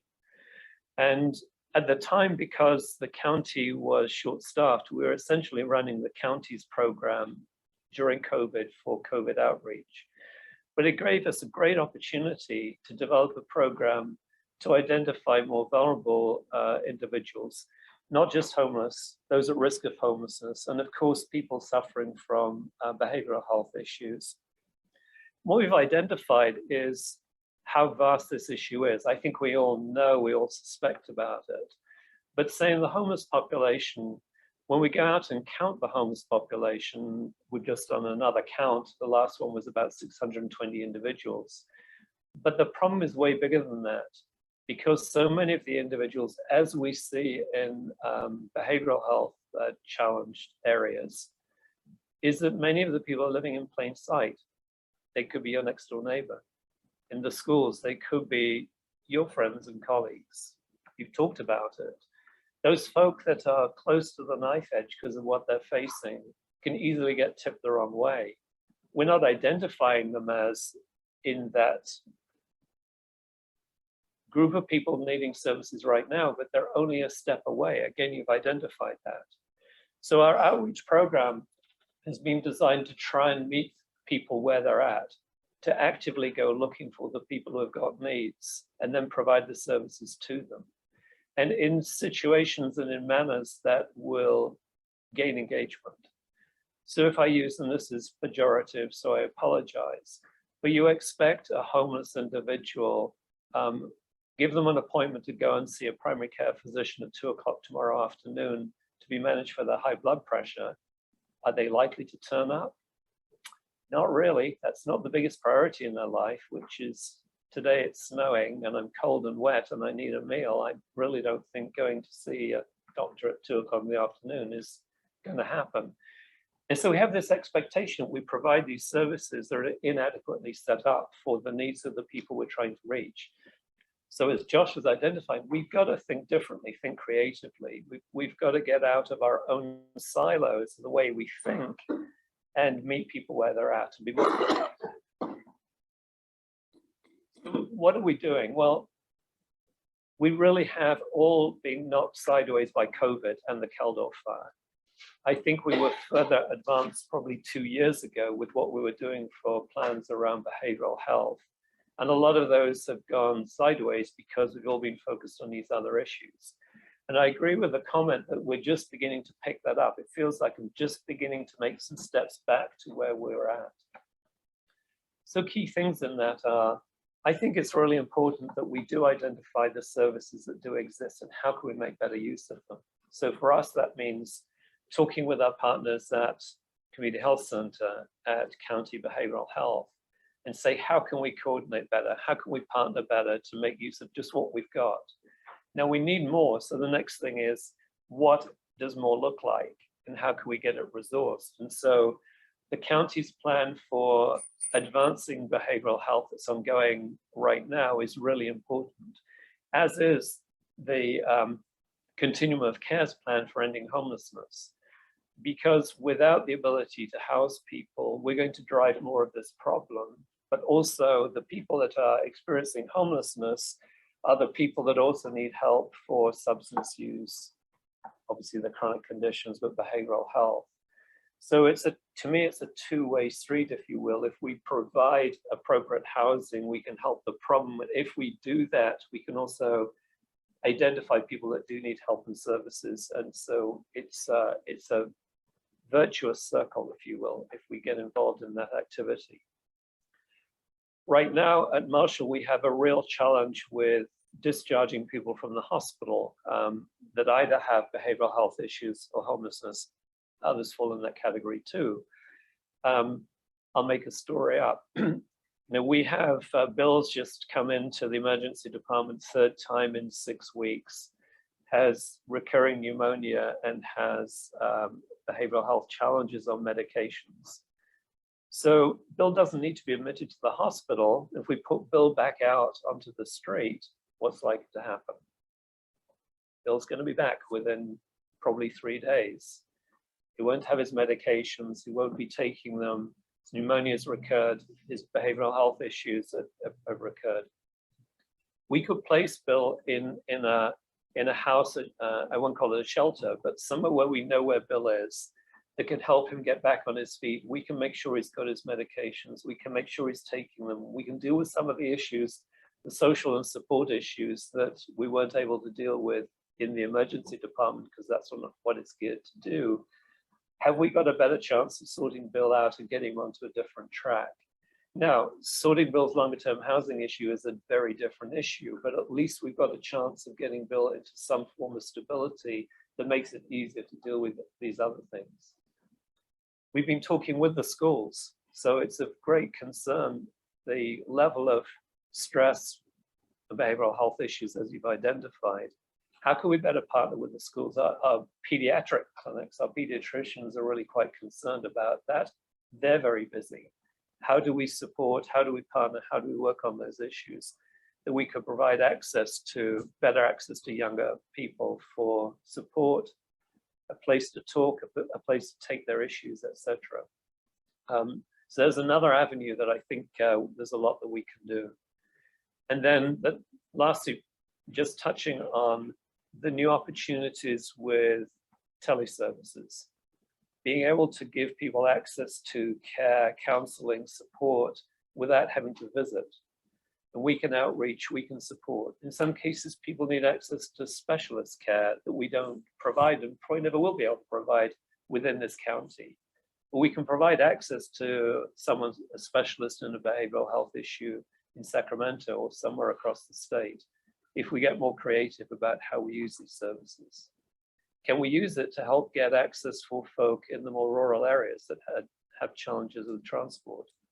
I believe we can, and I believe we should.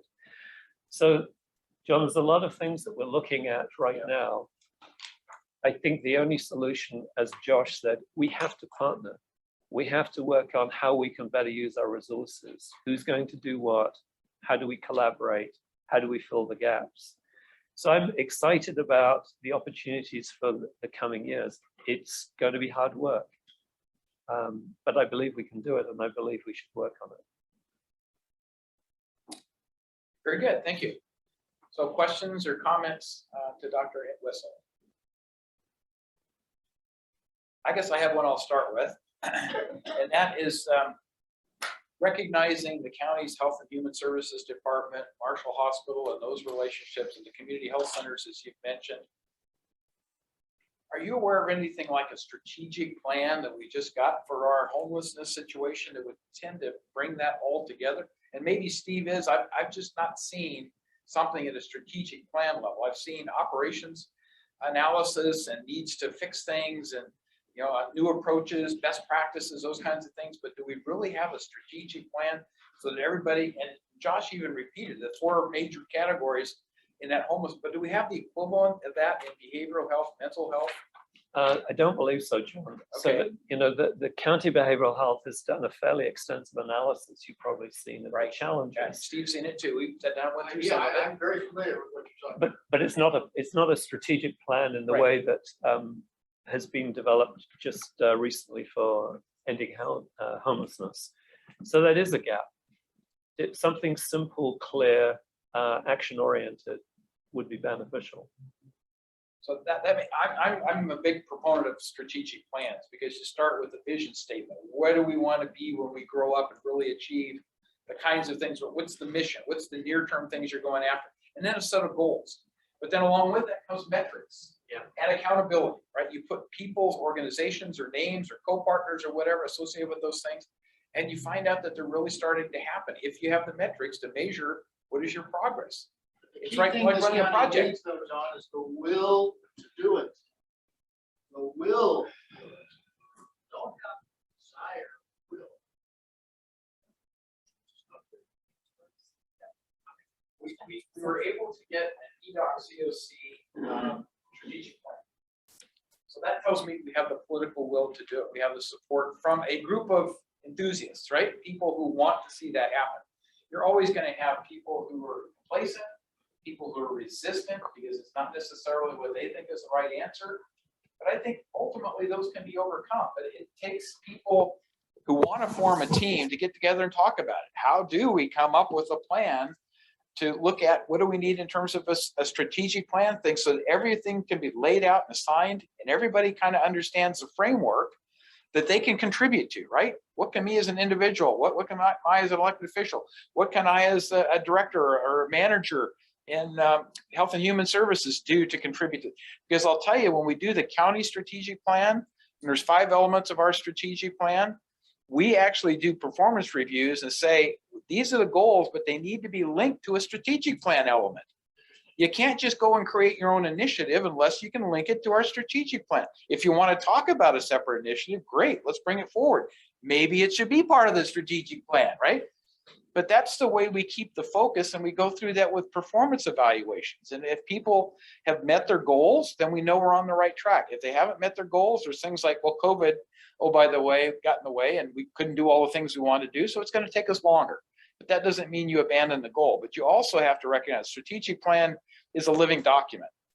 You start out with it, but you have to monitor progress. And as things change, the dynamics change, the funding changes, whatever, you have to readjust where you're going with it. But that's my thought relative to forming this partnership and getting everybody together, because I think that's one of the elements that really brings all those thoughts together. And there's a lot of public outreach that goes with it as well. Yeah, I think there's maybe some learning out of the homeless development. If I think about how many avenues we've gone down over how long, many of which have been blocked, but I do believe we've now come to something that there seems to be buy-in. And maybe we need a similar approach, more explicit attempts to move in directions positively around behavioral health. And some of those will be just blocked as they have been. But I think if we keep going, one, it socializes the idea that this really is an area to be dealt with. And then if you start demonstrating that some things can actually work, so it gets beyond talk, they may not end up as trees that bear fruit, but you grow another orchard somewhere else.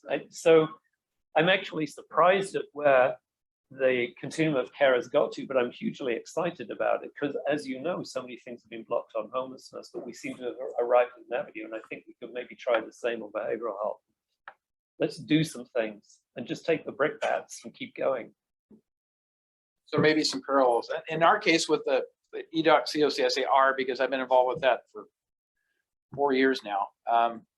We had a consultant who was very well versed in doing these things. Had worked with very many other counties and communities to put together the elements of the strategic plan. So they were really well positioned for that role of bringing in all the inputs, having the discussions, doing the training.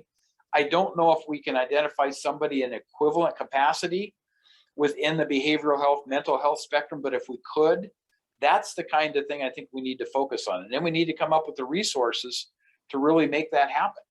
So mental health does have the services of the same consultant that did that before. She's still on, they kept her on training. good thought. Dr. Kelly. Yeah. Yeah, and I'm not, you know, if she does strategic planning, I know she's kind of I an don't know. analyst, but she might know somebody. Maybe that's right. Right. I wouldn't be surprised.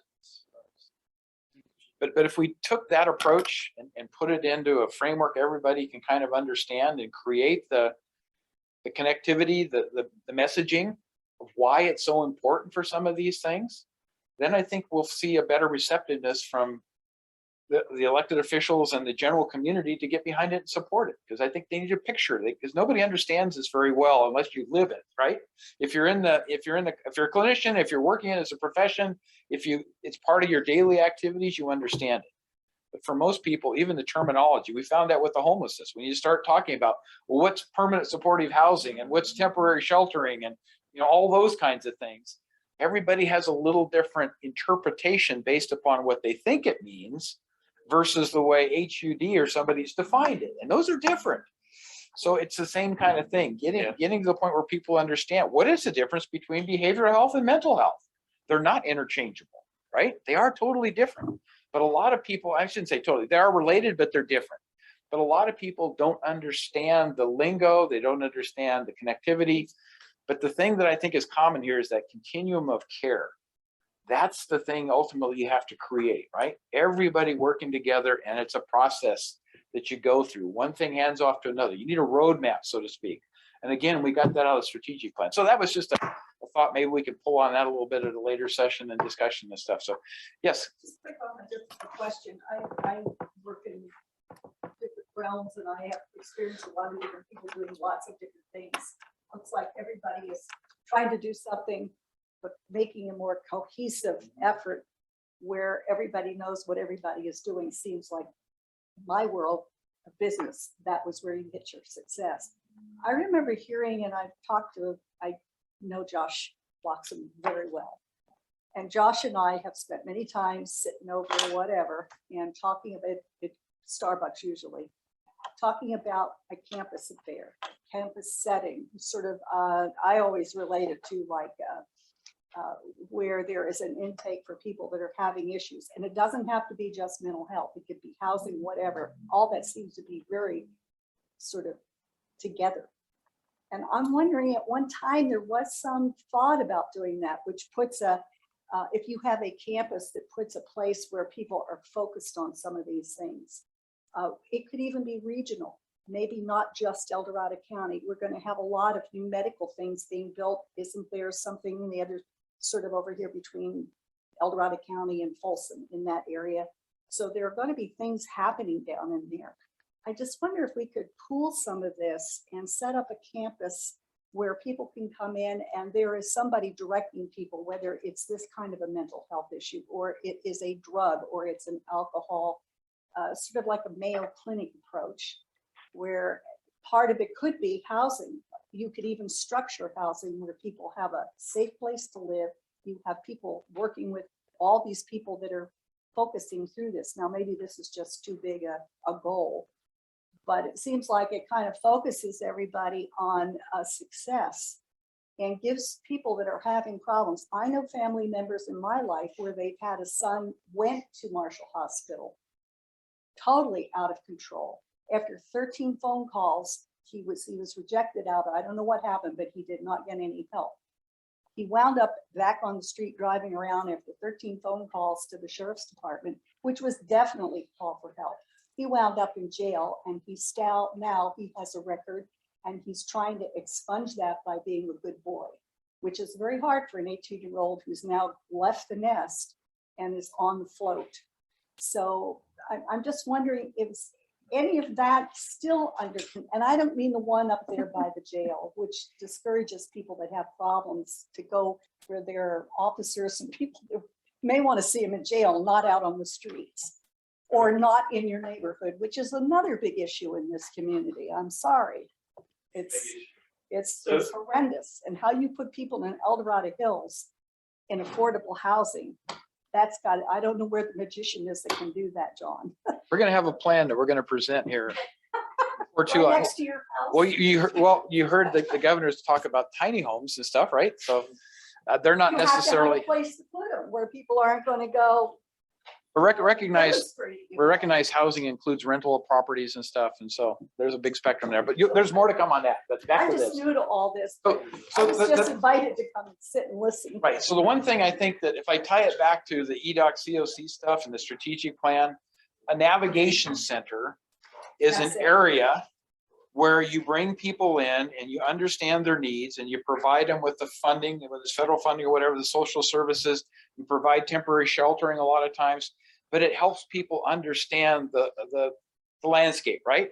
What is it I have to get Now through? you've What are got the steps I have to The go through? strategic plan is. Right. incorporated in. Right, but that strategic plan ties that all together. And maybe that's something that would help the behavioral health, mental health interface as well. So good thoughts, good ideas. Any other questions or comments for Martin? Because we have one more speaker and she's got some really good stuff, in my opinion. I'd like to hear what he said. I know you were about to say something and I just wanted to hear what it was. So I was going to make a similar Yes. comment, but within the continuum of care plan is the concept of navigation center. And the previous one that you've been talking with Jason Bloxham about is a concept that came out of San Antonio, which is actually a navigation center on steroids. It can provide more services, but the concept's the same. Rather than going to the emergency department or jail, you can go to that place and be supported for a variety of needs in that crisis or close to crisis It's a place situation. for a parent that's having a problem with the child at school. And go for the access.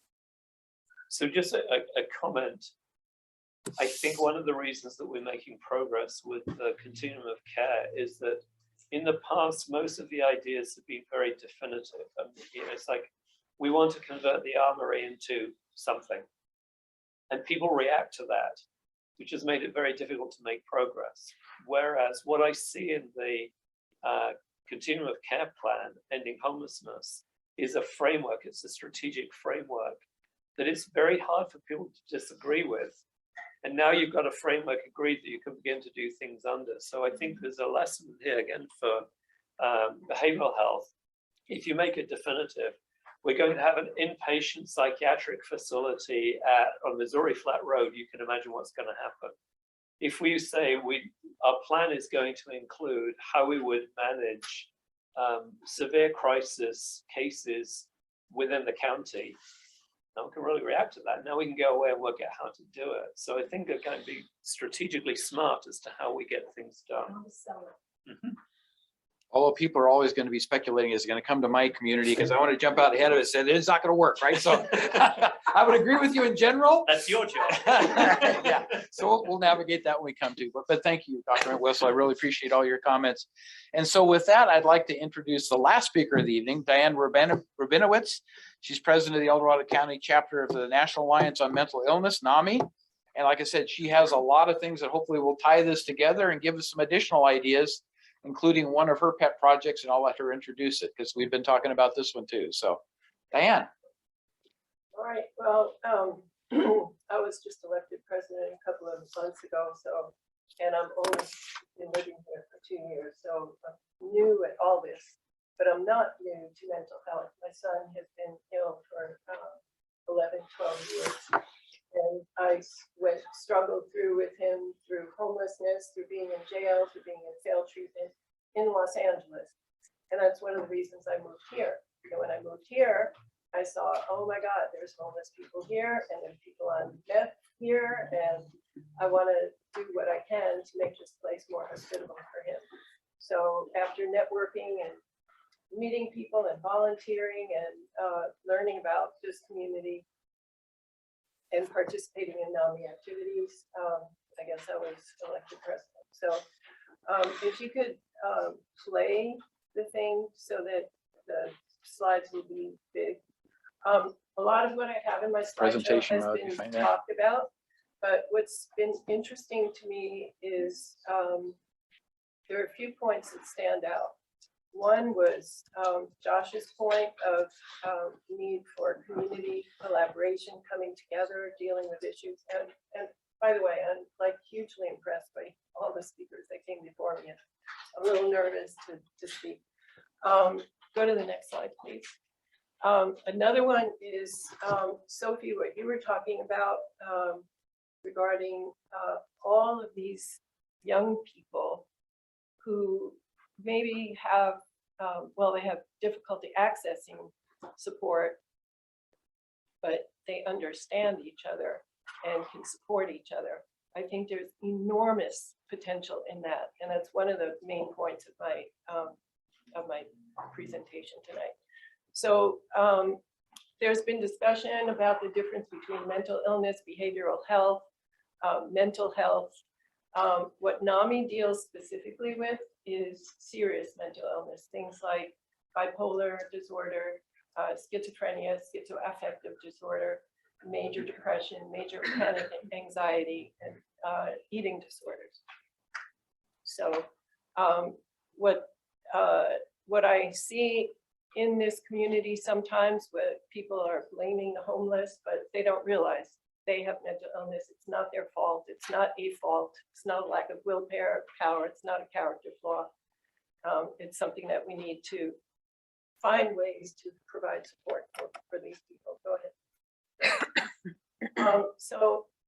Untreated mental illness brings about homelessness, substance abuse, increased criminal justice involvement, increased health issues, financial burdens, and it's a waste of a human life. And I've seen all of these in my son. And it has made me more compassionate for all of the people that I know of that are experiencing mental illness, especially untreated. So families turn to NAMI, families of people who have these diseases, these brain illnesses, and NAMI provides support, education, and advocacy for families. On our website, we have things like what to do when you're in crisis or when the family is experiencing crisis of the loved one, how to prepare for an emergency call, what to do if a loved one is incarcerated, what to do if a loved one is taken to the hospital, how to get conservatorship. Because in my experience, getting conservatorship is a family's real tool to get help for their child. But you have to be really persistent in order to get conservatorship. Offering support in taking care of ourselves as family members. We offer resources and communication strategies, diffuse potentially explosive situations which lead to the crisis, and tactics for supporting medication adherence. And all of these come through our education programs, family to family, peer to peer, and our support groups. Go ahead. So what are the obstacles to care? So anosognosia is a condition in which a person does not recognize their condition, nor do they recognize the need for treatment. So among the homeless population, I imagine, because I interact with homeless people at the Upper Room, I imagine that they came from families who were unable to break through this first barrier, anosognosia. Then they were unable to break through the barrier of getting help through their insurance, because insurance for mental illness lacks parity with insurance for medical illness. Patients are then, so my son was under my insurance when he first got sick. he was discharged before he was stable, and that's an extremely common thing. There was lack of intensive services to help him, and there was a lack of outpatient services. And the patients are, as somebody mentioned before, it was Dr. Entwistle. They're resistant to making and keeping appointments. They have, if it's severe mental illness, they just lack the organization to be able to do it. If they're homeless, they just lack the bandwidth to do it. So a lot of these next few slides I took from the IDEA report that's been referred to. One of the problems we have is that in the county services, there's an over-reliance in crisis services because there is not enough of the other kinds of services that are up there. So go ahead. And another thing that's interesting here that distinguishes El Dorado County from other nearby rural counties is that we it's borne out in the financial data that our over-reliance on crisis services and highly intensive services is much more costly. Go ahead.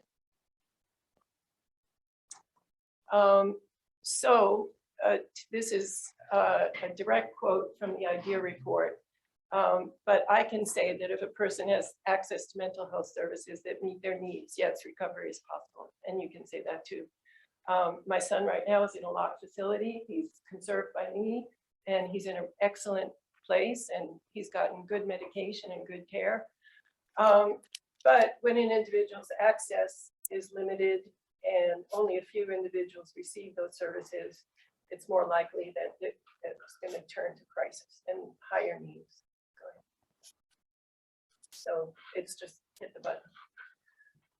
This was again taken from the IDEA report. Just keep going, yeah. So she recommended, and I think her recommendations have like the foundation of what can become a strategic plan. She recommended crisis response team 24/7 to provide follow-up after the crisis. And that's critical. You get often there's a 5150, somebody goes to the hospital and then they're discharged, and you know all effort might be to discharge them someplace, but where's the follow-up? Where's the clinician that saw them in the hospital going back to the family and saying, well, are they okay? How are things doing? What can we do to help? Go ahead. Now this next two slides are sort of they're provided by the American Association of Community Psychiatrists. It's an assessment tool that helps the practitioners assess the need of the individual and then match them, go ahead to the next slide, with placement. So if they're depressed because they just lost a loved one, they're in grief, maybe they just need basic community crisis intervention. But as we see, there's a progression of increased support. And this is a range of services that we need to identify what's here, because as we said, I'm not sure we know what's available. And the more we can identify the services that are available in this county, the more, and then we can coordinate. Go ahead. It's just keep hitting on them. One of my ideas is that it's a high priority to provide respite care. So when a person is discharged, they don't just go home back to the situation that helped, that the environment that facilitated the crisis, but that they have a place to chill out, maybe get stabilized on their medication, orient them to the process of recovery, and determine the level of care needed and refer. And then this is the next part that's important, and refer them and introduce them to a peer support community. So go ahead. Another thing there's an article that I want to recommend people read by Alex Barnard. He noticed that in France, psychiatrists follow their patients from the first hospitalization all the way through. So there's a lot more coordination, and I think that's what we're talking about here. We need to see more coordination. Go ahead. So what are the goals of continuum of care? This is what we want for our loved ones. This is what we want for everyone. We want them to be able to live at home, in a home. We want them to be able to go to school, employed. We want them out of trouble. We want them healthy. And we want reduced substance abuse. And we want positive social connections. And often a person who's experiencing serious mental illness has none of these things. They might have a place to live, but they're isolated. They don't have any of the other assets that we need to have a healthy life. Go ahead. So some of the resources that we provide and we want to provide, now we're in the process of creating our strategic plan.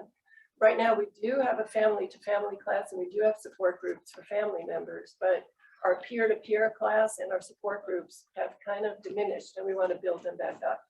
We also want to bring back the in our own voice presentation. So in other words, we want to be part of the solution of bringing education to schools and helping families access resources for care. We also want to work with law enforcement to help resolve issues. So in other words, kind of be the oil to grease the wheels a little bit. And so currently what we're doing is researching and advocating for improved medication protocols that are more effective in dealing with schizophrenia, bipolar. We're researching respite care. As a matter of fact, tomorrow we're having an online meeting with a provider in Sacramento who's going to explain to us how they do respite care there, how they, what's their budget and how do they organize it. So we can bring that information to maybe a private-public partnership. We focus, and then we're also researching on Clubhouse, building community among peers, researching the Clubhouse International. So the Clubhouse concept is started in New York City, Fountain House. It was founded by 4 people who were discharged from a hospital. They said, hey, we got to get together. And it grew into a community where they have the work order day. They bring in more and more, they reach out to the community to find more and more people who can join them. It's a membership organization. It provides all these benefits that are really amazing. Community, by the community, increasing prevention and early intervention services, an enriched environment, education and vocational support, and most importantly, meaning, dignity, respect, and isolation. There's a guy in Hawaii who organized Clubhouse International, and he has been mentoring a small group of us in what it would be like to start a clubhouse here. We're going to have a visit to a clubhouse in Putnam, in Contra Costa County, it's Putnam Clubhouse. And then either Friday or Monday, we're going to have a conference with a guy who's experienced in developing clubhouses in rural areas. Because I think our situation demands a little bit different than something in the center of New York City, which everybody can get to by subway and the bus.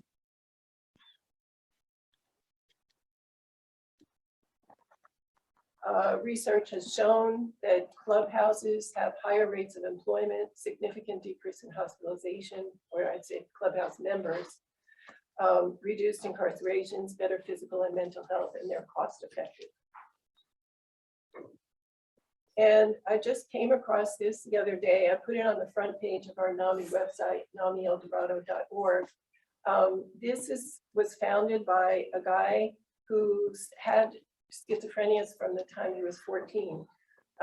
He happened to be skilled in technology, and he developed 2 organizations. The Painted Brain I knew of when I lived in LA, and I understood it to be mostly a clubhouse type place for people with serious mental illness or any mental illness concerns, mental health concerns, to come and do art, have art classes, have writing classes, and just, so I went there once and I was amazed at how capable the providers were. They're all peers. It's a peer-run organization. And that's why I responded to what you were saying. I think that there's huge potential in doing things peers, by peers, for peers. And then they have another and both of these are websites, by the way, and if you get the PowerPoint, you're gonna send it out. You just click on it and you can go to the website and see the amazing, incredible development of this Pure Mental Health website. I just started looking at it yesterday, and I haven't even developed a spiel about it, but they're running peer-run telehealth, peer-run telementoring, and peer-run teletraining in technology and arts, and it's paid by Medicare. So I contacted both of those to find out more and how it could be applicable to our county. So that's what I hope NAMI can help bring to the table.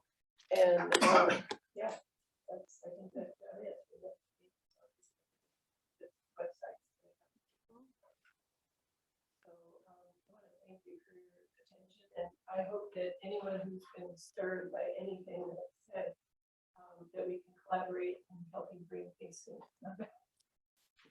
Frank, I think you had your hand, then we'll go to Jennifer. Yeah. Well, I'd like to make a plug for Clubhouse International. I've had 2 online presentations about this with Diane's help and others, and I've been very impressed. It's I think a well-vetted program. It is, what's astounding about it is San Diego County has gotten into Clubhouse International in a very big way. They have rapidly expanding their county mental health services, behavioral health services to utilize the Clubhouse model. It's an international program. It's well vetted. Lancet has published peer-reviewed studies on the effectiveness of the Clubhouse approach. It's sponsored by, it's got a huge financial base of nonprofits and foundations around the country, around the world. Norway has ramped up from 4 clubhouses to, I think, is it 19 in the last 4 years. So there are multiple examples of these clubhouse programs growing around the world. And it's just I've been very impressed with the model. We are actually, Diana's arranged a tour. I don't know if you're going to be sharing that with people. If people want to go and visit the concert one, we're going to actually go and visit one. I've never seen one in operation. Coming up, I think, in this month. Yeah. So, you know, we're trying to find little nuggets that work. I think our county clearly needs a emergency, a navigation center emergency shelter. I'm delighted to see the progress on that. I think we'll have a shot at that. I honestly think the Clubhouse International model would restructure some of the delivery of services and fill some of the gaps in the mental health continuum of care. It doesn't fill everybody's, you know, nothing will, no one solution solves these things. But I really think the Clubhouse International is worth looking at seriously, and for our county to seriously give it that serious look. End of pitch. Thank you, Frank. So we'll go to Jen and then we'll go to Sophie. That's amazing. You just answered all the questions I had about it, and then I just looked it up really quickly online. But so it's a facility, Clubhouse is like what she was talking about, at the place where peers can meet in addition to having medical services and. Well, no, it doesn't have treatment service. No. It's a rehabilitation service. Just And so, which is not a problem, you just have to make sure. there's a connection or Oh, to other services, yeah. It's Yeah. not, With the treatment service. Yeah. That's important. So it's a physical thing though. This not focuses on really. the rehab. Okay. Although some of them have had to go online due to COVID. Oh, So they would have like Clubhouse hours online, and people would meet and, you know, in Zoom, they'd have meetings and discuss different aspects of things. So it's very much peer run. There's very few staff. There's very few paid staff. Members come and they do work. So if they haven't seen somebody for a few days and they think the person might be having a crisis, there's a team that will go call them and visit them. And, you know, there's even examples of people going to the hospital if somebody has gone hospital. People to, hey, you know, you say you run into.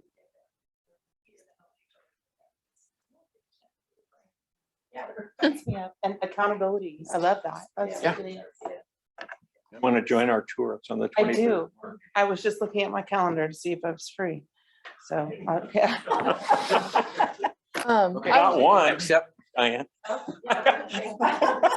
was just gonna say that I literally I had no idea that that was even a thing, and I think it's great. And the online version of it too, I think that's amazing, and I think that that's something that we should push more here. I totally agree with you, because like I said earlier, I think the best way, I mean, for me at least, to get help is talking to people who have been through similar things, like people my age, my own peers. Like that's where I've received the best support.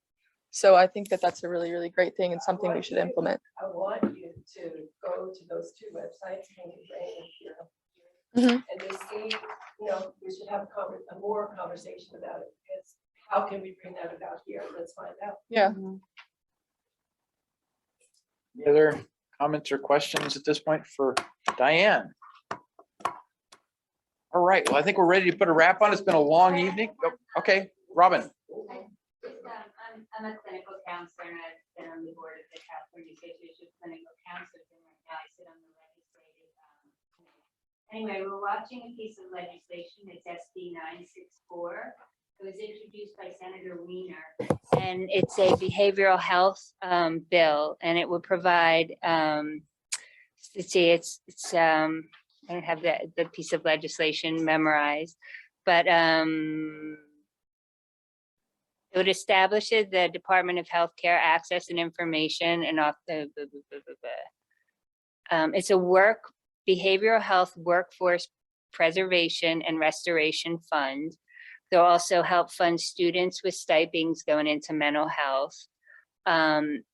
Online jobs board. It also has, and I can't find it right now, that they would have a funding stream for grants for institutions and individuals that want to expand their behavioral health services.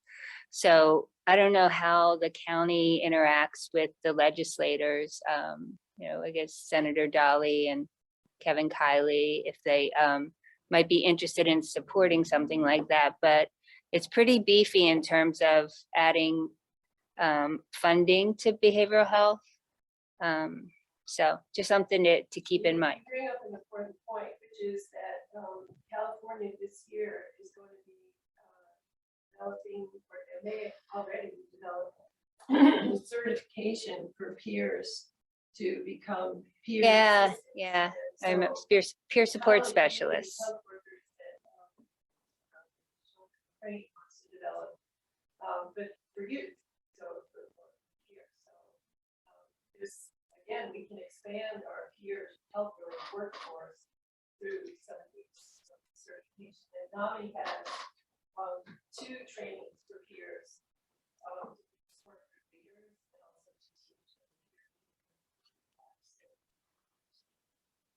Oh, that's actually, I'm gonna look into that. It says the bill would repeal those provisions authorizing a county to develop a peer support specialist certification program and instead require the department to provide for a statewide certification for peer support specialists. So that's in his bill.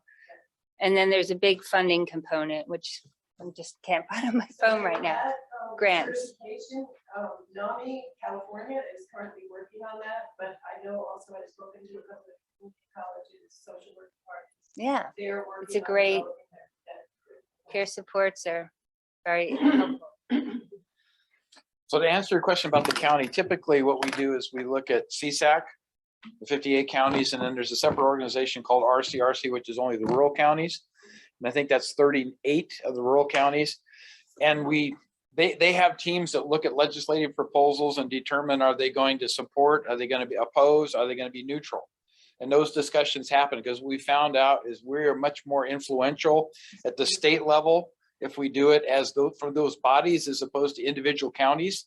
So we typically align it. And RCRC has been, from my history at least, has been pretty tight with respect to really representing rural counties appropriately. CSAC with the large counties, the coastal counties and stuff that kind of dominate the state politics, you don't get as much play there, but even there's 3 separate groups. And one of them's a rural counties group. So we have a voice there, and that seems to be more effective. It doesn't say we can't submit a letter, but there's a policy at the board level that said we should not engage in supporting individual legislation unless we feel it's strongly going to impact the county financially, operationally, whatever. And the thing is always most difficult for me is you read the bill and it says one thing and you may like it or you may not like it. If you like it, you kind of get on board and then they modify it to the point when it gets to the public for vote, it's totally different. And then, but you supported this? So it's always with a kind of a jaundiced look at things, and let's be careful what this could be. But when you know it's going to follow through and end up being something, no matter what, that's going to be good for the county and Well, residents, then we The rural support. county, your rural county group, you sit in with them and chat with them and can weigh in. I do not particularly, but Lori Parlin is our representative to RCRC, but we all provide input to Lori and then she gives us feedback. So yes. Might be something worth looking at if. Yes. if you're serious. It's called the Behavioral Health Workforce Revitalization Act. Okay. And there is a big chunk that's funding for. Has it got a number on it? That's at the bill number? SB 964. SB 964. Okay.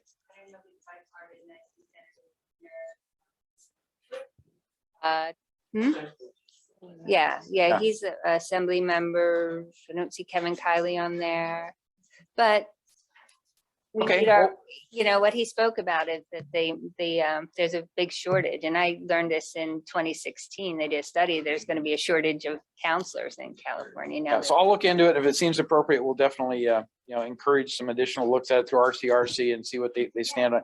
As you might imagine, the number of bills that get presented every year is just, wow, it's overwhelming between the Assembly and the Senate. I know, but rural counties need more funding because we're a rural county, so we need more. All right, very good. So any final go backs on questions and answers? I think we covered an awful lot. There's more to come. So I'd like to kind of get to that point, but I'd like to really start out by thanking everyone who participated here, our panelists, the presenters, everyone in attendance, our online attendance and stuff. I think this is an important conversation that we need to have. We're starting in El Dorado Hills through this community council. Hopefully through some of the things we've talked about, we can start spreading that to a larger community within El Dorado County. But I do think if we have a framework that's consistent with things that people can understand, it's going to be easier to try to convey what needs to happen in general terms without saying who or what, right? What, not the what, but the who or where. It's really the where that really gets people kind of at angst with, okay, what are you going to do to me? I don't want it in my community. So I think it's how you present it. But then it's just making sure there's enough outreach. You take everybody's input on it because there is no ideal location for any kind of a new facility from somebody's perspective, right? Even where the jail is, there's residents around the jail, I can tell you, don't like having the jail there, but they live there. So, well, you buy a property in a particular location and that's kind of the way it works sometimes. But so I wanted to start by thanking anybody. Next steps is the last thing I kind of want to cover here. And I've got some general thoughts. I definitely want to get our El Dorado Community Health Center representative here. That's up in Placerville. So we're going to reach out to Terry Stratton, I think is still the lead of that. So we'll invite them to a third forum because I'm thinking about how do we talk about their services like Marshall Hospital and bring all that into it. And I also want to invite the Shingle Springs Health and Wellness Center, Red Hawk, because they have a county funded welfare center, health and wellness center. And I think that's who Dr. Mark Whistle was referring to when he talked about our community health centers. There's really two in the county that I'm on the West Slope. There may be something in Tahoe, but it's those two that really provide a lot of those services we've talked about beyond what can be provided by our county health and human services. So having those two, I think bringing Nicole back to talk about some of the things that have happened recently with the governor's budget. What does that mean to environment? I think those are the three speakers as a minimum I'd like to bring back for a third forum, and we can always introduce others, but that would be the next step, is to get that scheduled, determine the appropriate timing and stuff, and bring that into the fray. But I do think any discussion we can have that would advance any of these causes, i.e. the strategic plan or whatever things, the clubhouse, all those kinds of things, keep the dialogue going. And when you find somebody that is interested, make sure they get the referral to the right people, right? So the other thing I'll just mention is, as a result of this meeting, we'll be taking all of the information we've received, the stuff I quoted, the presentation package, any of the materials we've sent, putting links in there for you. And then also I have reached out to Nicole to determine what we have at the county level in terms of a brochure that would address this. And so she provided me what they call the Behavioral Health Services brochure. I know Steve is aware of it. that lists the 24-hour crisis line, the 24/7 crisis text line, the suicide crisis hotline, the National Alcohol and Drug Helpline, and the Trevor Lifeline are all referenced on there, as well as what county services are offered. So we'll make sure that that brochure, a link to the brochure, is included in the email minutes that we produced for the meeting. The second thing, my daughter is in Sacramento County. She's involved with some of this. She provided me a list of the connectivity lines for Sacramento County. So if you have to go to Sacramento County services, here's where you can contact in Sacramento County and start. Plus a bunch of the nonprofits and other agencies that they work with in Sacramento County. So we'll include that in the distribution, because what I've found in dealing with people, I introduced a fellow parishioner at our church to NAMI. She had a daughter, probably a little bit younger than Sophie, that was going through a lot of trauma, a lot of things she was trying to deal with in her life, and she had not heard about NAMI. And I sent her a NAMI magazine. I said, you really should get involved with understanding the peer groups, the outreach, the things that you can get from that group, self-help, but it's also peer and support group, right? So those kinds of services, I think, are what a lot of people are not aware of, particular in the rural parts of our county, where they may go to the library once a month, maybe, and that's their only connectivity. So I want to try to work to make sure that all that information, and I know our behavioral health services brochure probably is out in our libraries, but we'll make sure that that gets distributed as many other places as we can. The other thing I'll just mention is that Nicole also provided a 2020 family service guide. So for family needs, in addition to the mental health, behavioral health, we have a long list of agencies you can call with phone numbers and contacts and stuff. So we'll include that as well. So all that information will go out to everybody. And I just want to make sure that everybody get a chance to sign the kind of the roster or whatever here. So we have contact information. Everybody here got to sign it, correct? If you want stuff, good. We got that. So we'll use this as well as our standard distribution list for regular attendees at our community council meeting. So with that, back to Jamie. Is there a liaison between what we're doing here and the education communities on the board or something? And should that be? When you say the education Well, I'm thinking community, about the Board of Education, the El Dorado County Office of Education, El Dorado County. there is no direct link with what we're doing right now. There's a lot of linkage, but The new EDOC is also a representative from EDCO. So Marsha. Margaret Lewis, right. Yeah. Oh, Margaret, yeah, okay, I'm familiar with her, yeah. So that deals with kind of the homeless part of it. There's another part of it, Right. I know there's a lot of connectivity in their relationships, but I don't know of a specific group. I mean, we could consider having the Office of Education come down and talk about what they look at, what's going on. And I'll tell you, I have a neighbor who is a counselor at Oak Ridge High School. Yeah. And the thing that she tells me is I never have enough time with these kids because she has so many of them. She's got like 300 to 400 kids she's supposed to work with. And they need to put more funding into that, which I understand is also something the governor's proposed, more high school counselors. So that will help because they only have so much time and they try to help everybody. Counselors are basically academic counselors. They're not mental. No, they're not mental health I totally agree, but they can give you referral services. Here's who you need to talk to, right? Start If here. they know what the referral services are. So that was my connectivity, concern. that education, I think is a good thing to approach. So I will contact Ed Manansala and see if he's willing to participate in the third forum and kind of present it from the Office of Education's perspective. So Great. I think that's a great idea. Any other great ideas on who should be included in the third? And you don't need to answer now. You can send me an email or a text message, but okay. What would be the timeframe for you?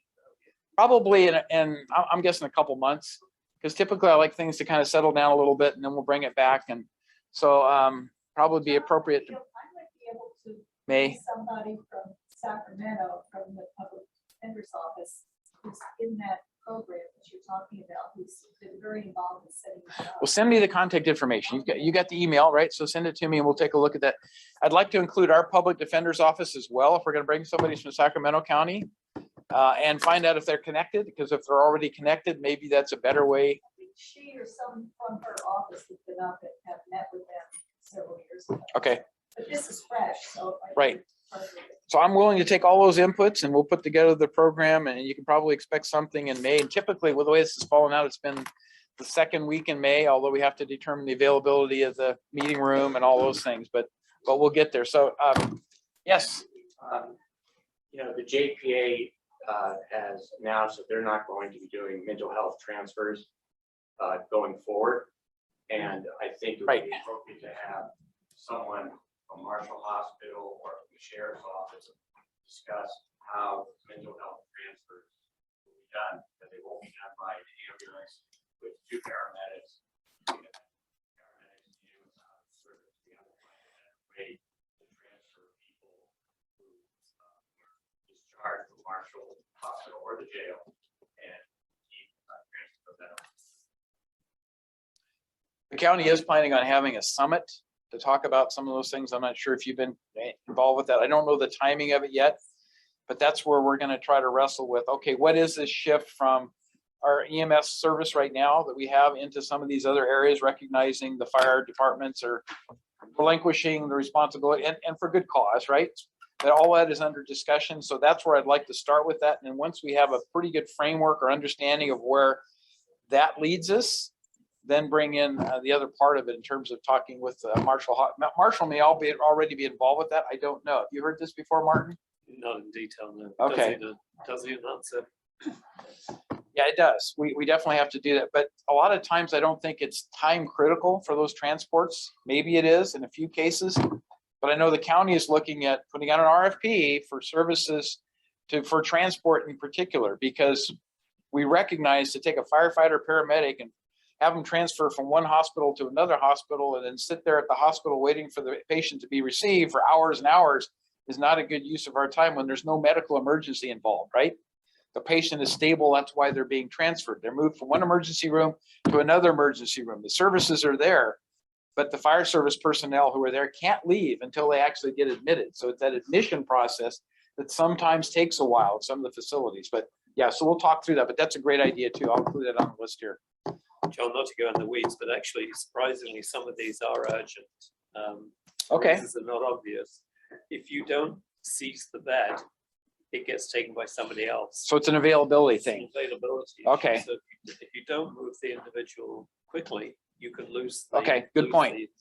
Because there are a limited number of beds in our county and other, that's a good point. I didn't recognize that relative to mental health stuff, but that's probably can be verified easily. So again, thank you all. Really appreciate it. And we'll be back at a later time.